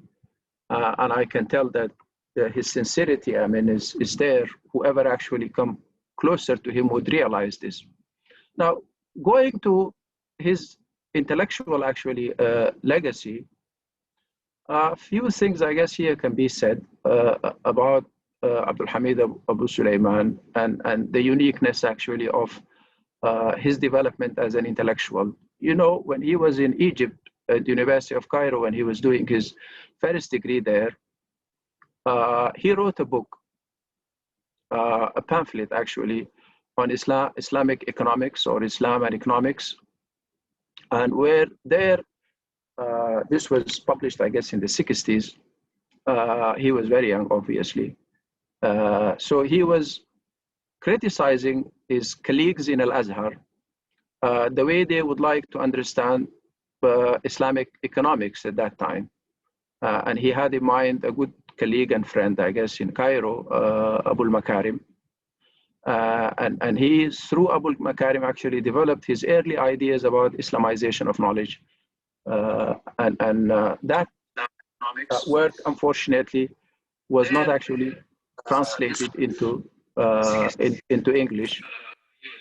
But I think this is where you can see the young Abdul Hamid Abu Sulaiman, who was there in the circles of Abbas Mahmoud al-Aqad, who was there very much interested in developing the Ummah and having that kind of Ummatic mindset.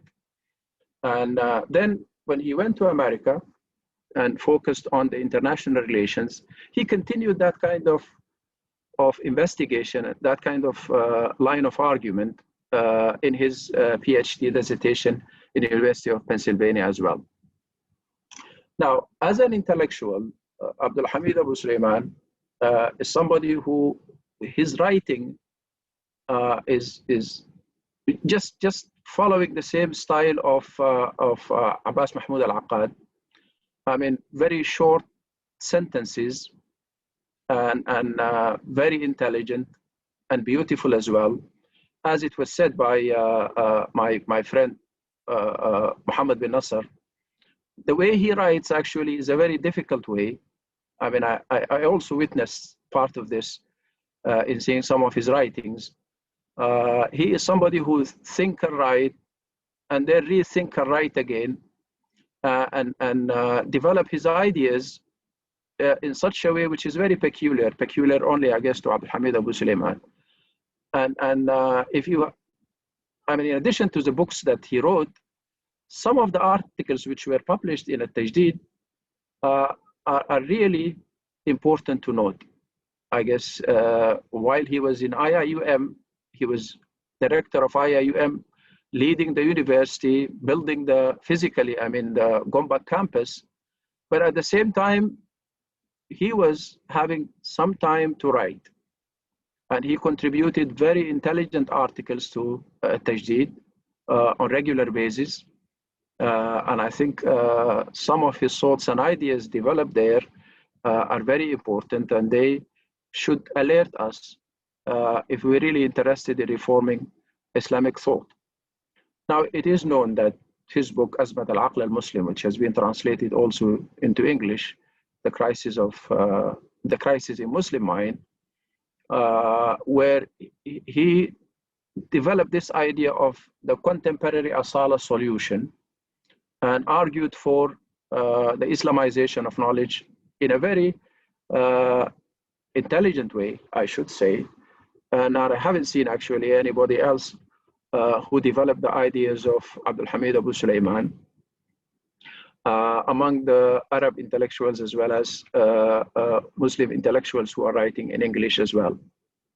I mean, but his criticism of the Muslim mind have got to be seen as in this way, because when I was in IIUM, I was asked to teach this course on Islamization of knowledge for postgraduate students. And I went to him and I asked him that I know Farouki very well, and I know you now. So what's the difference between you and Farouki? He said, simply, I put it to you this way. Farouki was somebody who was discovering Islam and coming to Islam to glorify Islamic civilization and Islamic sciences, which is a good thing. But I was born and raised in Mecca. I know Muslims, I know the traditional Islam. I was educated in the traditional way. And I know the problems of the Ummah. And I was very critical of the Ummah, and I wanted actually to come up with a kind of a self-criticism. I'm not like Faruqi to glorify the Ummah and say we are all good and there are few things that could be added here and there and then we will lead to humanity. No, we are backward and we have to realize that we are backward and we have to know that there is a way, a long way for us to go if we would like to develop the Ummah. And I was very much interested in doing that. So he said, that's the big difference between me and your teacher, Faruqi. And I hope that you would understand from where we are coming, but we all advocating Islamization of knowledge. But I said to him, but you are different from Faruqi. He said, yes, Faruqi was trained as a philosopher and ethicist, and I was not. I was a political scientist, and also I'm very much interested in solving the problems of the Ummah. I think that is the thing that would distinguish him from other Muslim intellectuals as well. And obviously, very few were given the chance, and he was always in the Senate of IIUM, would say he's very grateful to the Malaysian government that he has been given the chance to realize some of his thoughts and ideas in an institution. And I think he did that thing, as it has been said, very well. And I'm pretty sure, I guess, whoever worked with him, I guess, just to conclude with, would say he is a kind person, very sincere, and an intellectual who is very much interested in applying what he thinks of. With this, I would like again to thank IIUM, I guess, for making this gathering possible. And thank you very much for everything. And وبالله الهداية والتوفيق والسلام عليكم ورحمة الله تعالى وبركاته. Alaikum salam wa rahmatullahi wa barakatuh. Prof. Ibrahim Zain, thank you so much for your submission and enlightening remarks and notes on your experience and encounter with Dr. Abdul Hamid Abu Sulaiman. May Allah give him health and blessing. I'm now pleased to invite Professor Dr. Abdul Aziz Barghouth. Dr. Abdul Aziz Barghouth is a professor at the Department of Interdisciplinary Studies at the International Islamic University. He served as Deputy Rector for Internationalization and Industry Community Relations at IIUM for almost 9 years, from 2011 to 2018. He is sitting in different boards, including the International Board of Higher Education Research Ethics Center, including the ISESCO and other bodies. He has published a lot in terms of both articles and books, and he has been a very active person on different capacities, intellectually and administratively at International Islamic University and abroad. So with those words, I would like to have Professor Abdul Aziz to address this important forum. فليتفضل مشكورا. Assalamu alaikum wa rahmatullahi ta'ala wa barakatuh. Thank you very much, Prof. Muhammad. First of all, I would like to thank our rector, Prof. Zul, for his presence and his support, and also Prof. Kamal for his great ideas. I think most of what I'm going to tell is like footnotes to what has been said by Prof. Kamal, Prof. Ibrahim, Prof. Luay, and Prof. Muhammad bin Nasser. And also, I'm very grateful that with this grace of Allah subhanahu wa ta'ala, I see here Prof. Luay and bin Nasser. I think we haven't seen each other for more than, I guess, 20 years or so. Brothers and sisters, I'm going to be brief as the time is running quickly. We'll talk about two things. I have many memories with Prof. Abdul Hamid since 1992, and also in the last year of my tenure as the deputy rector, but I will not delve into this. I would like to talk about two things. One is little about the personality of Abdul Hamid, and the other one is about the important ideas that we can benefit from Abdul Hamid, Professor Abdul Hamid, in our current situation of our university, or let's say of the movement of reform in the Islamic world. First of all, for Professor Abdul Hamid, I can say that he is a man of a mission. He is a man who is born with a mission to reform the Ummah. He's a person, if you read his some of his articles and books and works, and also those who wrote about him, you will find that Professor Abdul Hamid is not only an academician, is not only a PhD holder, is not only an administrator, a manager, or a leader in an academic institution like IIUM, but he is also an intellectual, a person who carries or shoulders a big issue, a big problem, which is the problem of the Muslim Ummah. And if you read his book, Crisis in the Muslim Mind, you will understand and sense part of his personality, which is actually, it's really difficult at that time, and even in our time, to get a scholar or a thinker to write directly and talk about the crisis in the Muslim mind, talking about the deficiency, the intellectual retardation, talking about the bankruptcy of the mind, the dichotomy between, particularly in our history, between the Fuqaha institution and the Hukum institution, talking about all these things.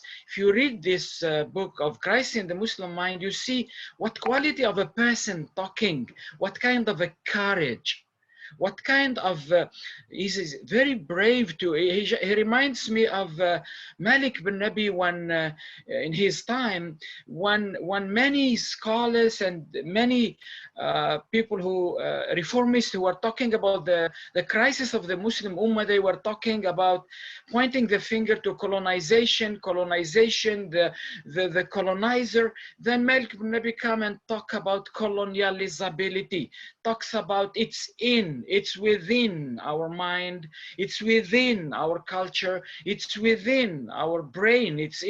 We have to fix the situation here first. This book of Crisis in the Muslim Mind reminds me of that type of thinking. Now, Abdul Hamid, Professor Abdul Hamid also, if you look at his thought and his ideas, you will, particularly if you read the three books, Crisis in the Muslim Mind, Civilizational Quranic Worldview, and the Crisis of the Will and Psychic of the Ummah. When you read these three books together, you understand that he has an approach, and he is advocating an approach to the reform of the Muslim Ummah.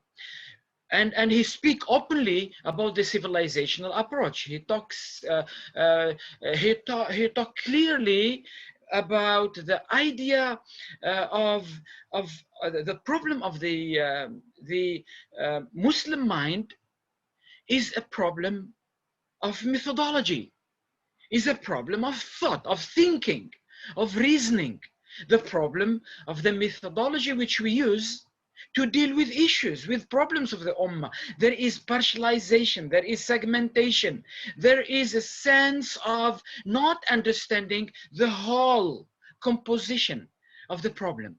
So from this idea of the crisis in the Muslim mind, a mind which loses its ijtihad dynamism, which loses its abilities to recollect and reclaim the maqasidic, value-based approach of Islam, there we got a problem. So he was saying that our issue is not an issue of material or money or resources.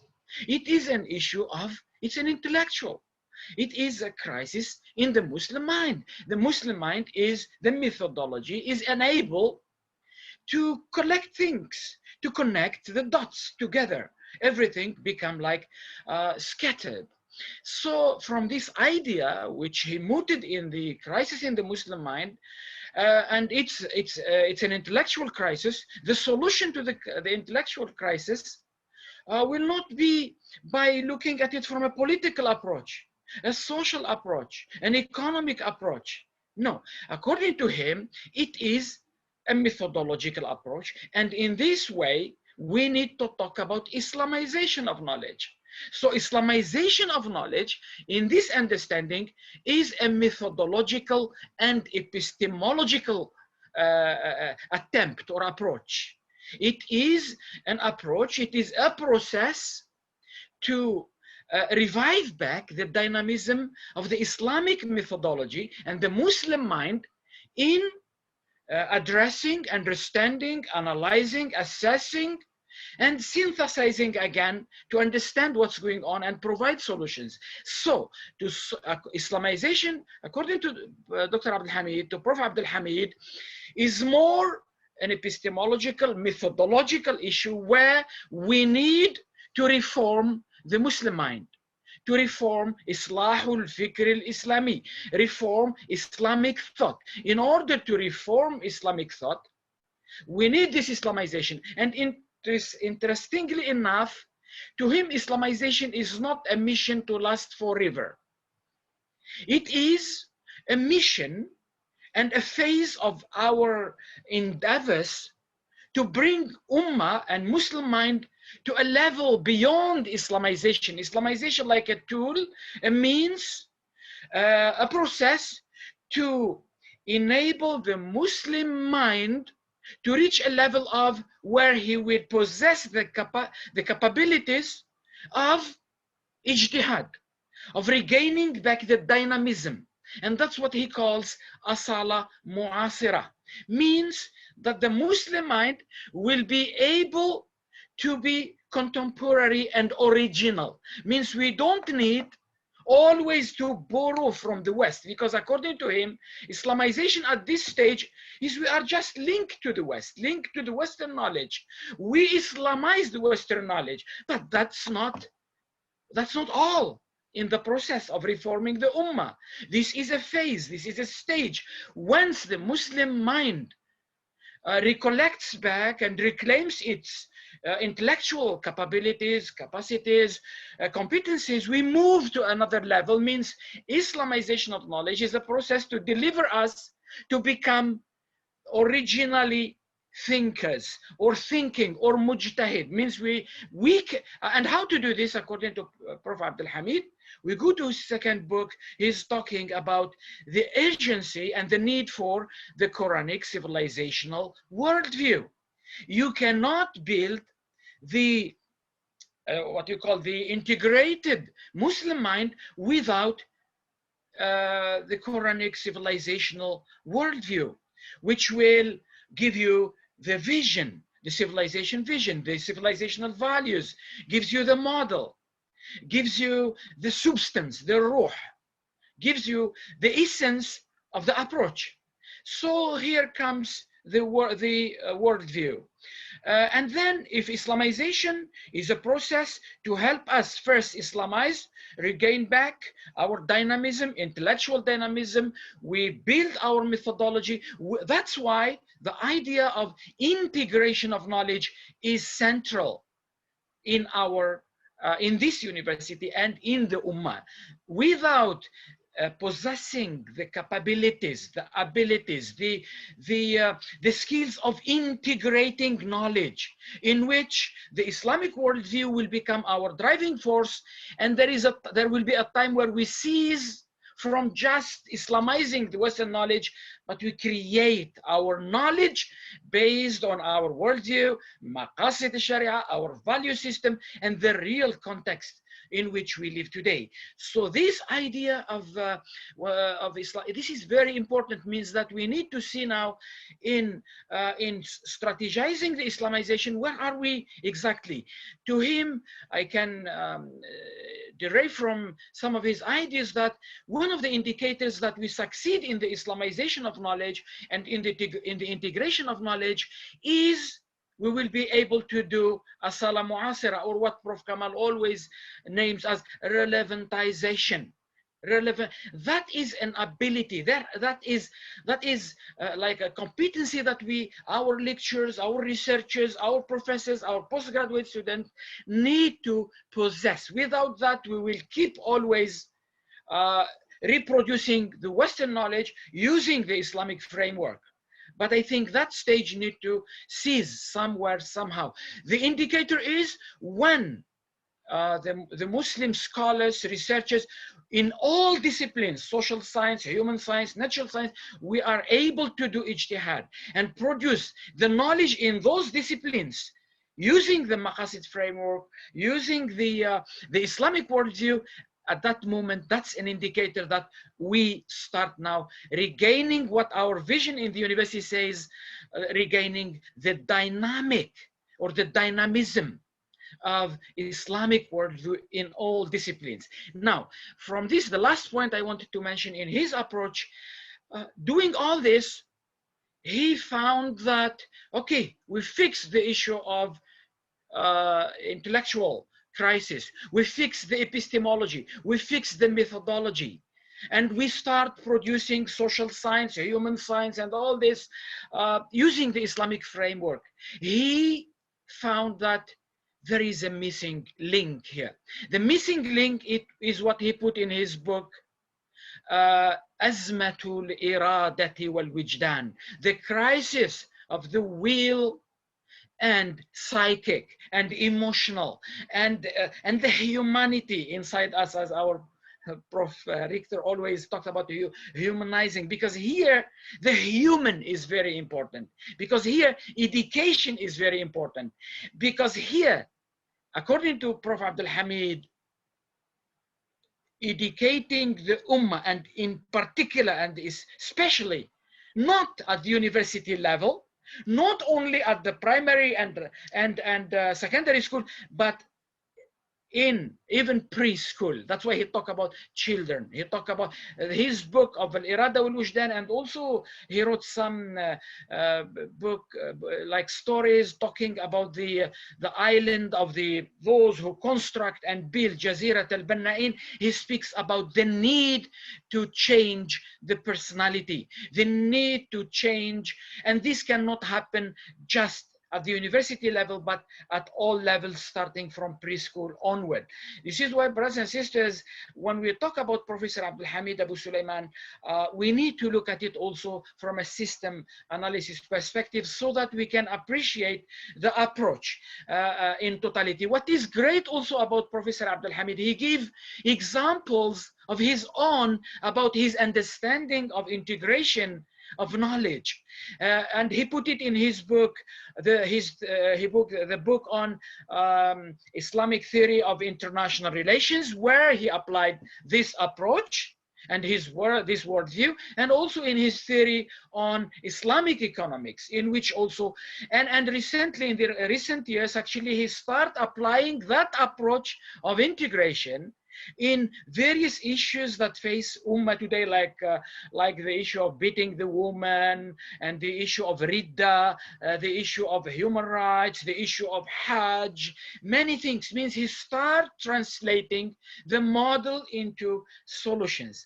So, brothers and sisters, the last thing to mention here about Prof. Abdul Hamid Abu Sulaiman, he always, if you read his worldview, if you read his Irada and Wijdan, you will find that he's focusing on a worldview that gives hope, that is positive, that talks about mawadda, rahma, peace, love, talks about forgiveness, about repentance, opposing the worldview which talks about akhirah, about the negative things. So he wants us to be more positive. That's why I think, to conclude, and what we take up from what I have just said, that we need to move forward with our project of Islamization and integration, but we keep in mind that there are phases and there are ends to processes, and then we delve into, or we move to another process, so that we can regain back the dynamism of the Muslim mind and the ijtihad of the Muslim mind. With this, I thank you. Wassalamu alaikum wa rahmatullahi ta'ala wa barakatuh. Wa alaikum assalam wa rahmatullahi wa barakatuh. Prof. Abdul Aziz, thank you so much for this very important and passionate submission about Prof. Abdul Hamid Abu Sulaiman and these different aspects of his personality and thought and contribution. I now, and this, as we say, misk al-khitam, but it's not the end of the forum. A dear person, our sister, Mrs. Muna Abdul Hamid Abu Sulaiman, and as we say in Arabic, ibnatu abiha, the daughter of her father, meaning when we say it in our Arab context, so the closest daughter to the father, the one taking care of him, the one who feels very close to him, and the father feels very much indebted and very much blessed with having such a daughter. That's Muna Abdul Hamid Abu Sulaiman. I have known her personally for some time, but not very closely. She was at IIUM a long time ago in the 90s with her father. Muna is a social impact leader. She is a businesswoman. She is very active in civil society. She has been on the show. I remember following a very important program in which she was part, the Kalam Nawa'im in the TV channel Iqra, which we missed for a long time. So that's Muna, who will be talking to us from the perspective of the family and from the perspective of her own self. فلتتفضل مشكورة بارك الله فيها. فتفضلي dear sister Mrs. Muna. Allah yatikum al-afiyah. So I hope that my voice is quite clear. First of all, on behalf of my father and on behalf of the family, as well as the extended family of all the people who have attended UIA, I would like to thank everybody for arranging this, and I would like to thank the rector especially. Somebody had mentioned in the beginning of this broadcast how the Arab world, the Muslim world, usually do not honor legacy, do not honor people who come in. And it takes a lot of confidence. It takes a lot of intellectual power. It takes a lot of love to actually be able to come up and say that there are those before us who paved the way, and that we are also paving the way for others behind us. It is a beautiful gesture that we truly appreciate, and it also shows how UIA is very different than everywhere else that we have been to. I also would like to discuss a little bit about the things that everybody has talked about and add a little bit more to it from my own perspective of somebody who is not an intellectual, is only somebody who grew up under an intellectual tower that did not even realize it. My father saw the future. He was able to predict events down to the actual things that would be said years in advance. As a young girl, I thought he was psychic. As I grew older, I realized that my father was able, along with his wisdom, to read between the lines, to be able to predict what things mean before people understood what they could mean. And I had seen it in predicting political issues that would arise. I would see it in meetings that would happen, and it was absolutely astounding how much insight and foresight he had. Sheikh Hamza Yusuf, when he first met me many years ago, I don't want to say how many years ago, he said, your father is 30 to 50 years ahead of his time. It takes time for people to catch up with his thought. But what I didn't understand, and as I think many of you were able to experience, it is not just that there was intellectual power, that he was a tower of intellectualism in a world that was suffering, but that he was able to do things, to actually activate things. He once told me that his life is a 60-year exploration of education, that every time he would try something, he would learn from it where it fails, and then he would go on to the next step. And he said most people were not persistent. They would give up after a few steps, but that he had aqeedah. And he said the most important thing to have is aqeedah, and not just Islamic aqeedah, but a true belief in something that would enable you to keep on doing it for a very long time when everything else tells you to fail. And I think for him, the central question, and I'm not an intellectual, I did not understand half of my father's books. They're too difficult for me.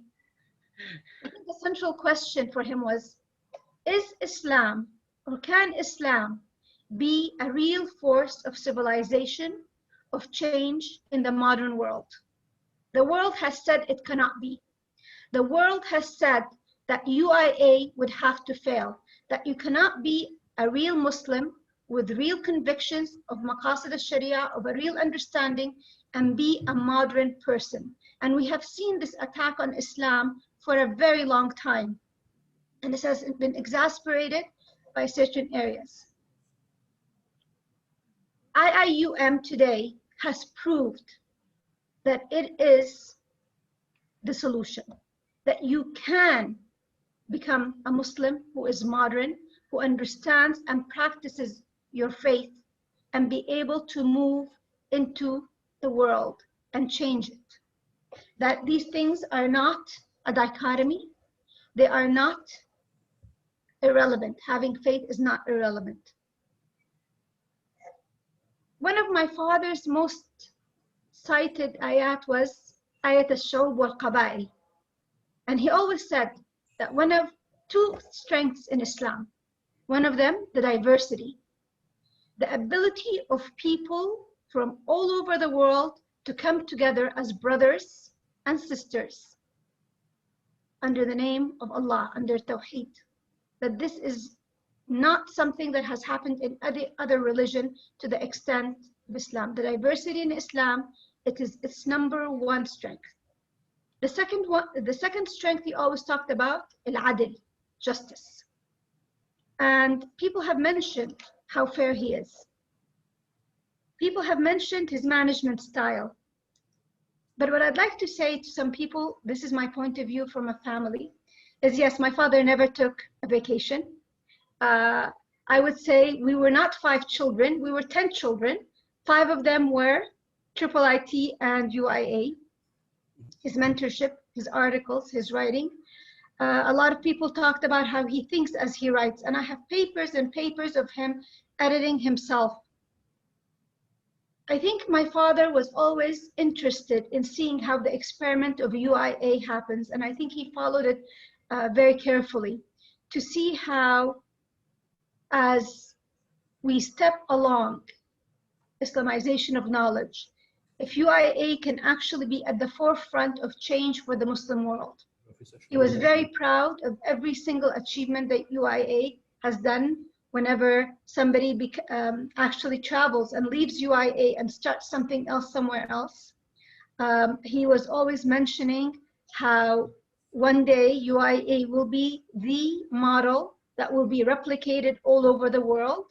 He said it might take a century, but that people will realize that what is happening at UIA as a continuous experiment in realizing the best of the Ummah will be the example that everybody will follow. I have been privileged to have lived in Malaysia. It is my second home. I have attended only 1 year at UIA, and it remains my greatest regret that I did not graduate from there. Thank you all for being here. It meant a lot for me personally, and I appreciate it. Thank you very much, dear Sister Mona, for these touching words and this appreciation of a daughter for her father. Before going to, Alhamdulillah, we still have a good time. We have about 30 minutes. I have one announcement to make first, that there will be a photography session. So we need everybody who are still there to be on Zoom for that session. And allow me for the moment to say a few words from my personal experience and perspective. When I first met Dr. Abdul Hamid Abu Sulaiman in 1996, when he was coming to prepare, or late 1995, when he was coming to came to Khartoum for the preparation of the 4th International Conference on Islamic Social and Behavioral Sciences, something like that, immediately after the assassination of the Shahid al-Faruqi. So that was my first time. Then I met him when he came to the conference per se, and met him later, when he became rector of IIUM. He was coming to recruit some teachers of Arabic, professors to teach Arabic at IIUM. And then I was present, and he told me, why don't you apply to join IIUM? I was at that time just finishing my BA in economics, and here I came in IIUM in 1991, and I was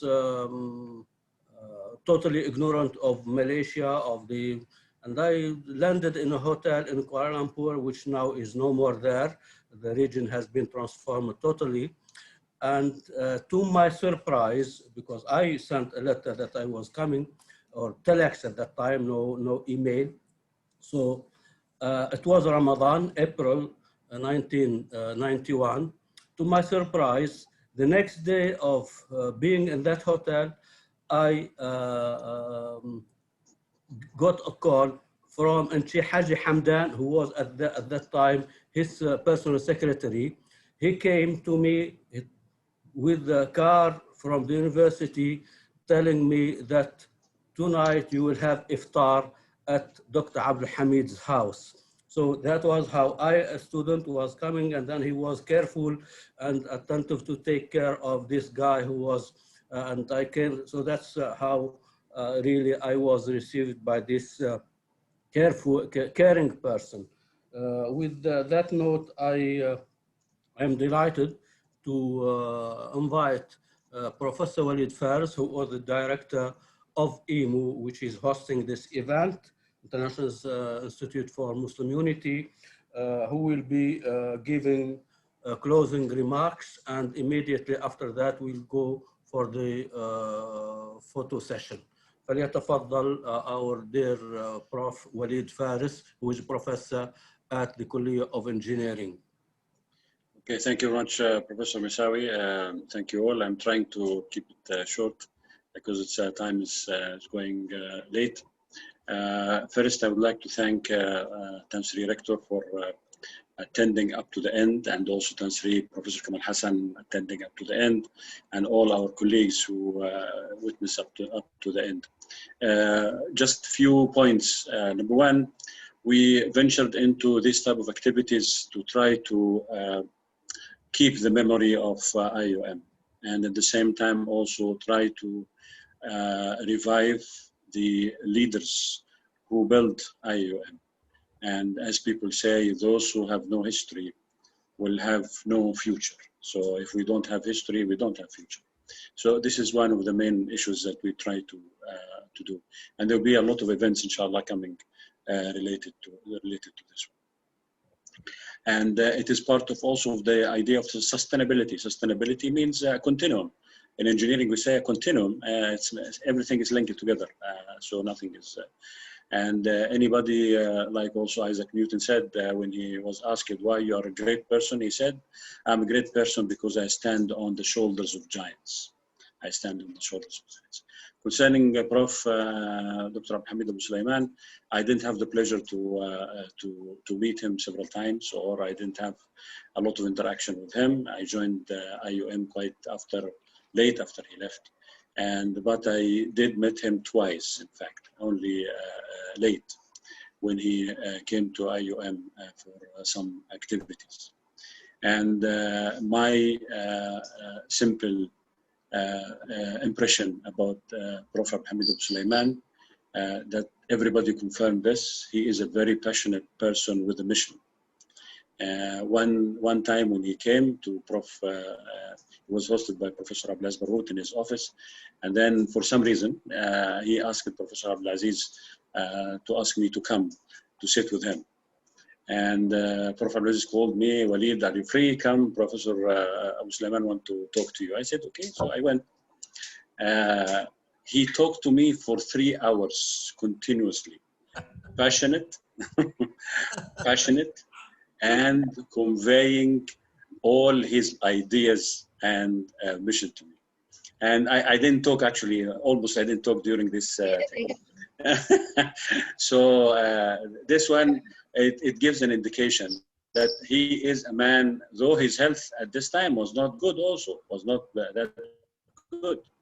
And I think even he faced some health problem when he came at this time in Malaysia. But the issue is this man has enormous power for the vision he has to try to convey to everybody in details, and he will not keep conveying it until the last day.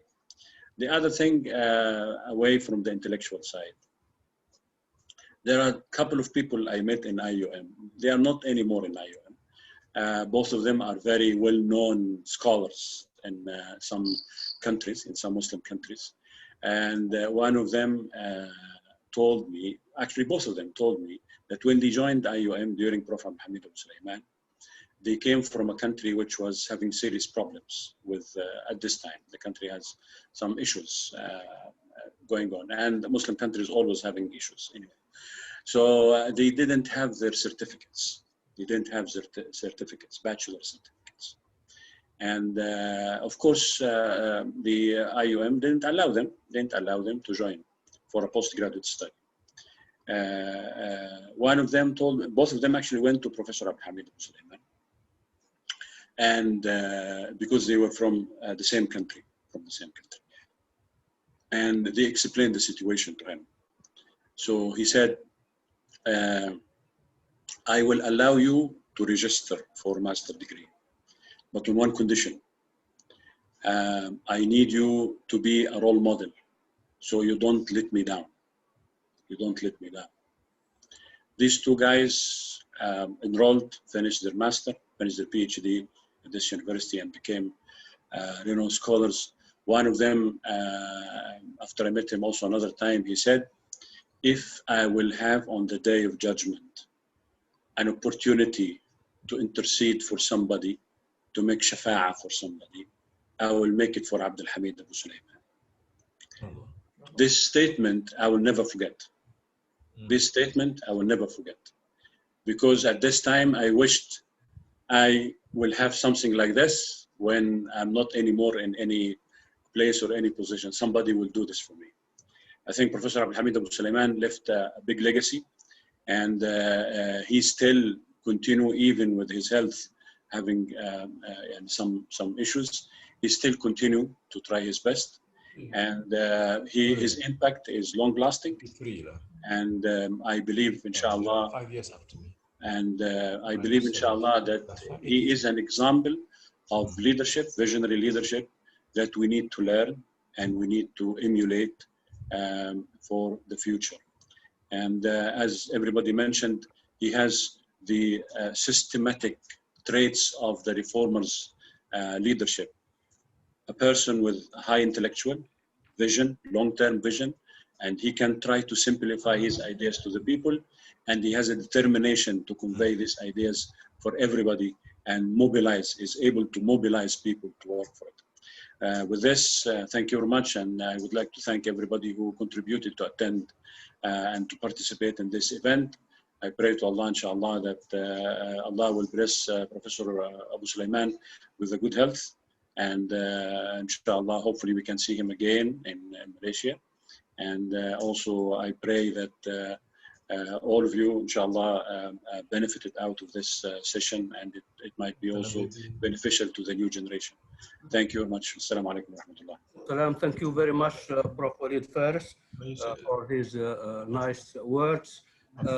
Something actually which I asked Prof. Walid to tell the presenters, the speakers, the learned speakers, but it seems he has forgotten, and which I wrote to you, my good colleagues and friends, that those who have spoken on this forum tonight, we are expecting you to write what you have said now in written form, some 10 pages, 2,000, 3,000 words, not more than that, because we want this to commit it into a booklet to be published, inshallah, as soon as possible. So I count on you and really plead you that you commit what you have said into written form before.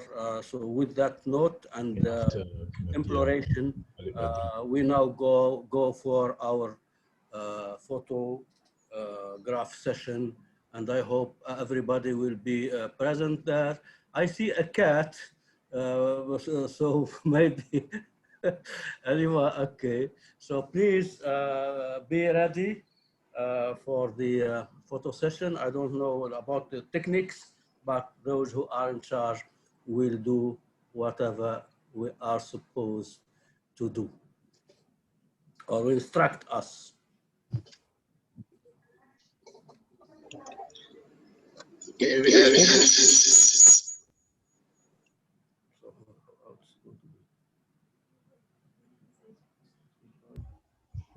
Should be everybody on screen here. Muhammad bin Nasser, are you there? Yeah, please show yourself. Yeah, everyone else, Muhammad. Prof. Misawi, Yes. can I propose that we all convey our salam to Dr. Abdul Hamid Abu Sulaiman and our dua that Allah will preserve him and will lengthen his life, and that he will be able to come again to IIUM, inshallah, after the pandemic. Amin ya Rabbal Alameen.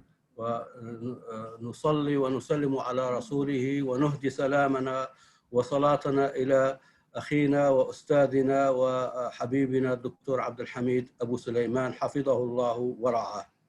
آمين آمين يا رب آمين يا رب.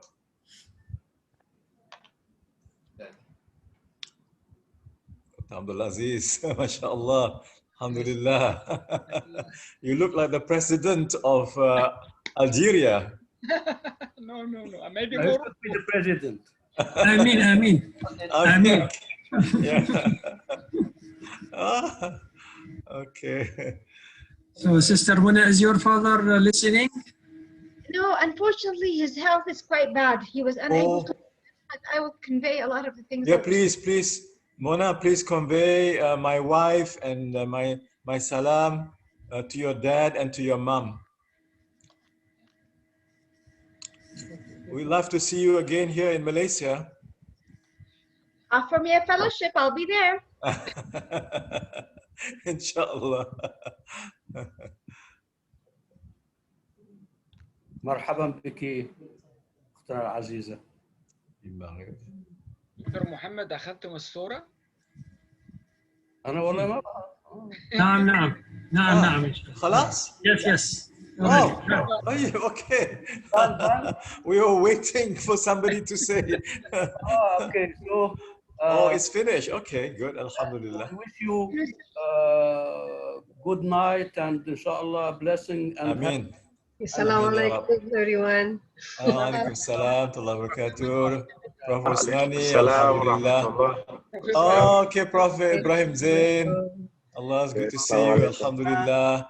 Alhamdulillah. And salam to Prof. Zul also. I see Prof. Ahmed. Thank you very much. MashaAllah. Ah, you're still there. Yeah. Cool. Prof. Rosmani Hashim. Yeah, assalamu alaikum. Alaikum salam wa rahmatullah. Nice to see all of you.